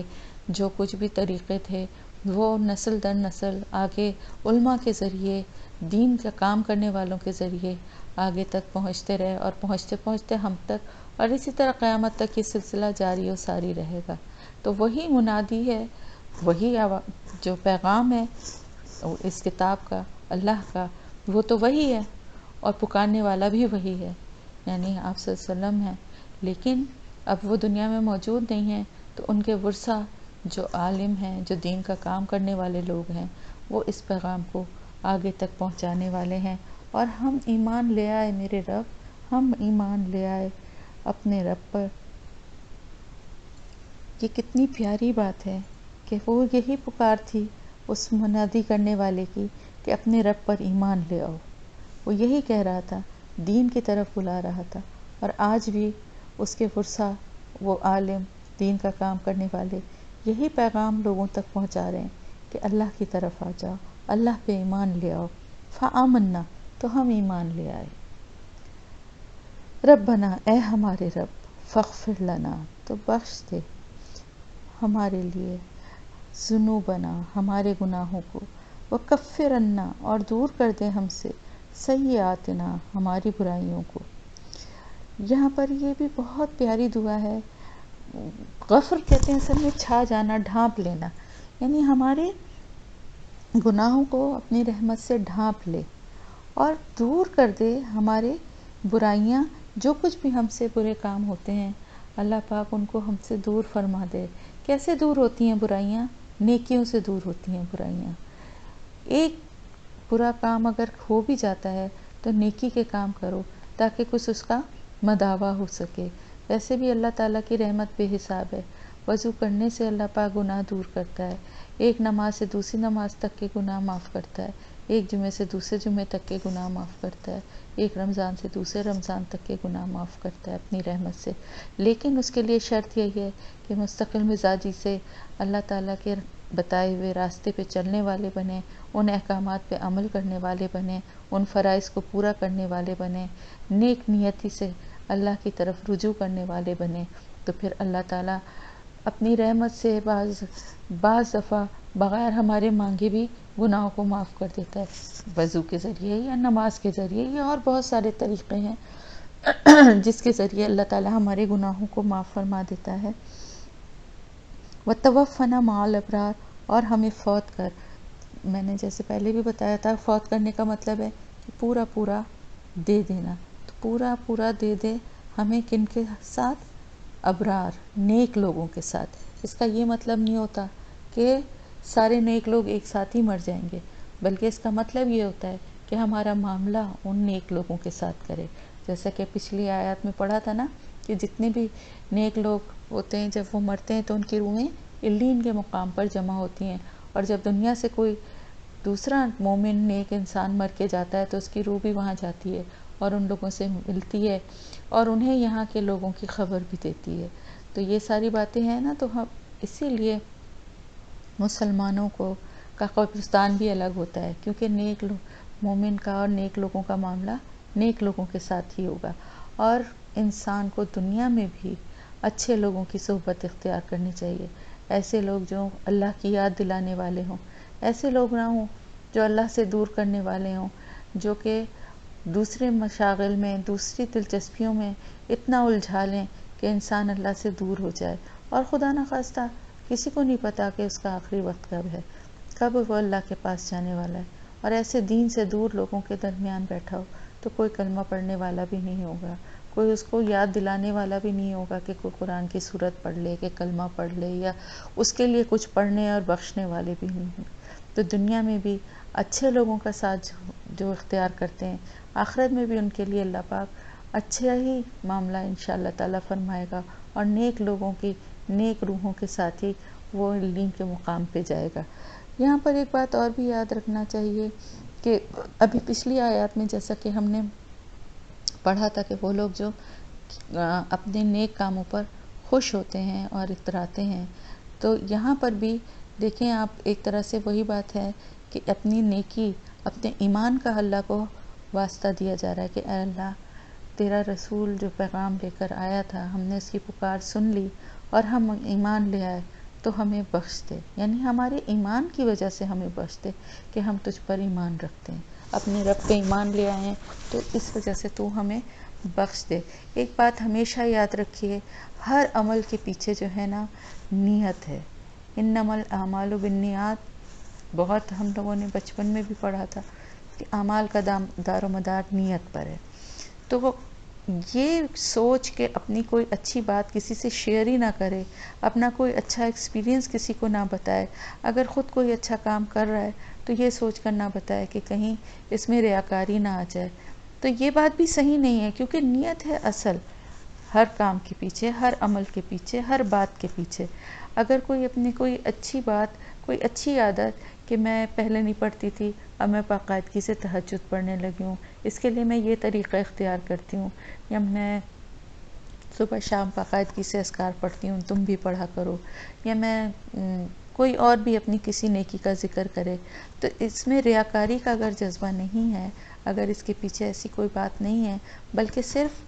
مقصد یہ ہے کہ کسی سے اپنے، بعض دفعہ ہم اپنے ایکسپیرینسز شیئر بھی تو کرتے ہیں نا، کوئی ضروری تو نہیں ہوتا کہ اس کے پیچھے کوئی دکھاوا ہی ہو. بعض دفعہ ہم ویسے بھی باتوں باتوں میں بہت ساری باتیں کرتے ہیں، تو اگر ایسا کوئی ذکر نکل آتا ہے اور کوئی ایسی بات کر دی جاتی ہے، یا بعض دفعہ اس لیے بھی یہ بات کر دی جاتی ہے کہ جیسے ہم لوگ وہاں ابوظہبی میں جب تھے تو اکثر ایسا ہوتا تھا کہ جیسے سردیوں کا سیزن شروع ہوتا تھا تو قضا روزے اکثر لوگ رکھتے تھے، تو بعض دفعہ ذہن سے نکل جاتا ہے، تو جو رکھتا تھا وہ جیسے فون پہ بات ہو رہی ہے کچھ، تو وہ ذکر کرتا تھا کہ میں نے تو آج تو میرا روزہ ہے، میں اپنے قضا روزے رکھ رہی ہوں. اس کا مقصد جو ہوتا تھا وہ ریاکاری نہیں ہوتا تھا، بلکہ یہ ہوتا تھا کہ اگر دوسرے کو بھی یاد نہیں ہے، بعض دفعہ مصروفیت میں یا کسی اور بات میں ذہن سے نکل گیا ہے، تو اس کو یاد آ جائے. اور یہی ہوتا تھا کہ دوسرا فوراً جو ہے وہ کہتا تھا اچھا ہاں ہاں تم نے رکھنا شروع کر دیے، ہاں واقعی اب تو ایسا موسم ہے کہ اس میں آسانی سے رکھے جا سکتے ہیں، میں بھی رکھنا شروع کر دوں گی. تو یہ بات ہمیشہ یاد رکھیے کہ کوئی بھی نیکی کرتے ہوئے اگر مقصد یہ ہے کہ دوسرے کو بھی احساس دلا دیا جائے ایک مناسب طریقے سے، اپنی کسی اچھی بات کا ذکر کر کے، یا ویسے ہی تذکرتاً بات کر دی جائے، جو بعض دفعہ بہت خوشی بھی ہوتی ہے اس چیز کی، کوئی اچھا کام کر کے، تو باتوں اگر کسی باتوں میں بتا دیا لیکن اس کے پیچھے ریاکاری والا جذبہ نہیں ہے، تو وہ کوئی گناہ یا کوئی غلط بات نہیں ہے. تو اتنا اپنے ذہن میں بات کو کلیئر رکھیں کہ اچھے عمل کے پیچھے اگر ریاکاری نہیں ہے تو پھر اس میں کوئی گناہ بھی نہیں ہے. آپس میں ڈسکس بھی کر سکتے ہیں اور اللہ سے بھی اس کا ذکر کر سکتے ہیں، بلکہ اللہ کو تو اپنی نیکی کا حوالہ بھی اللہ سے اس وسیلے اور واسطے سے مانگ بھی سکتے ہیں. بنی اسرائیل کے لوگوں کا قصہ ہے نا، جو 3 لوگ ایک غار میں پھنس گئے تھے اور اپنی ایک نے اپنی کہانی اور اپنی نیکی کا بتایا، اور وہ غار سے پتھر کھسکنے لگا اور آخر تیسرے کی بات سننے کے بعد پتھر ہٹ گیا. اسی طرح اللہ کی صفات اور اللہ کی رحمت اور اللہ کی قدرت، اس کے ناموں کا، پیارے ناموں کا بھی حوالہ دے کے دعا کر سکتے ہیں. اور اسی طرح سے اپنی کوئی اچھی بات، اچھی کوئی نیکی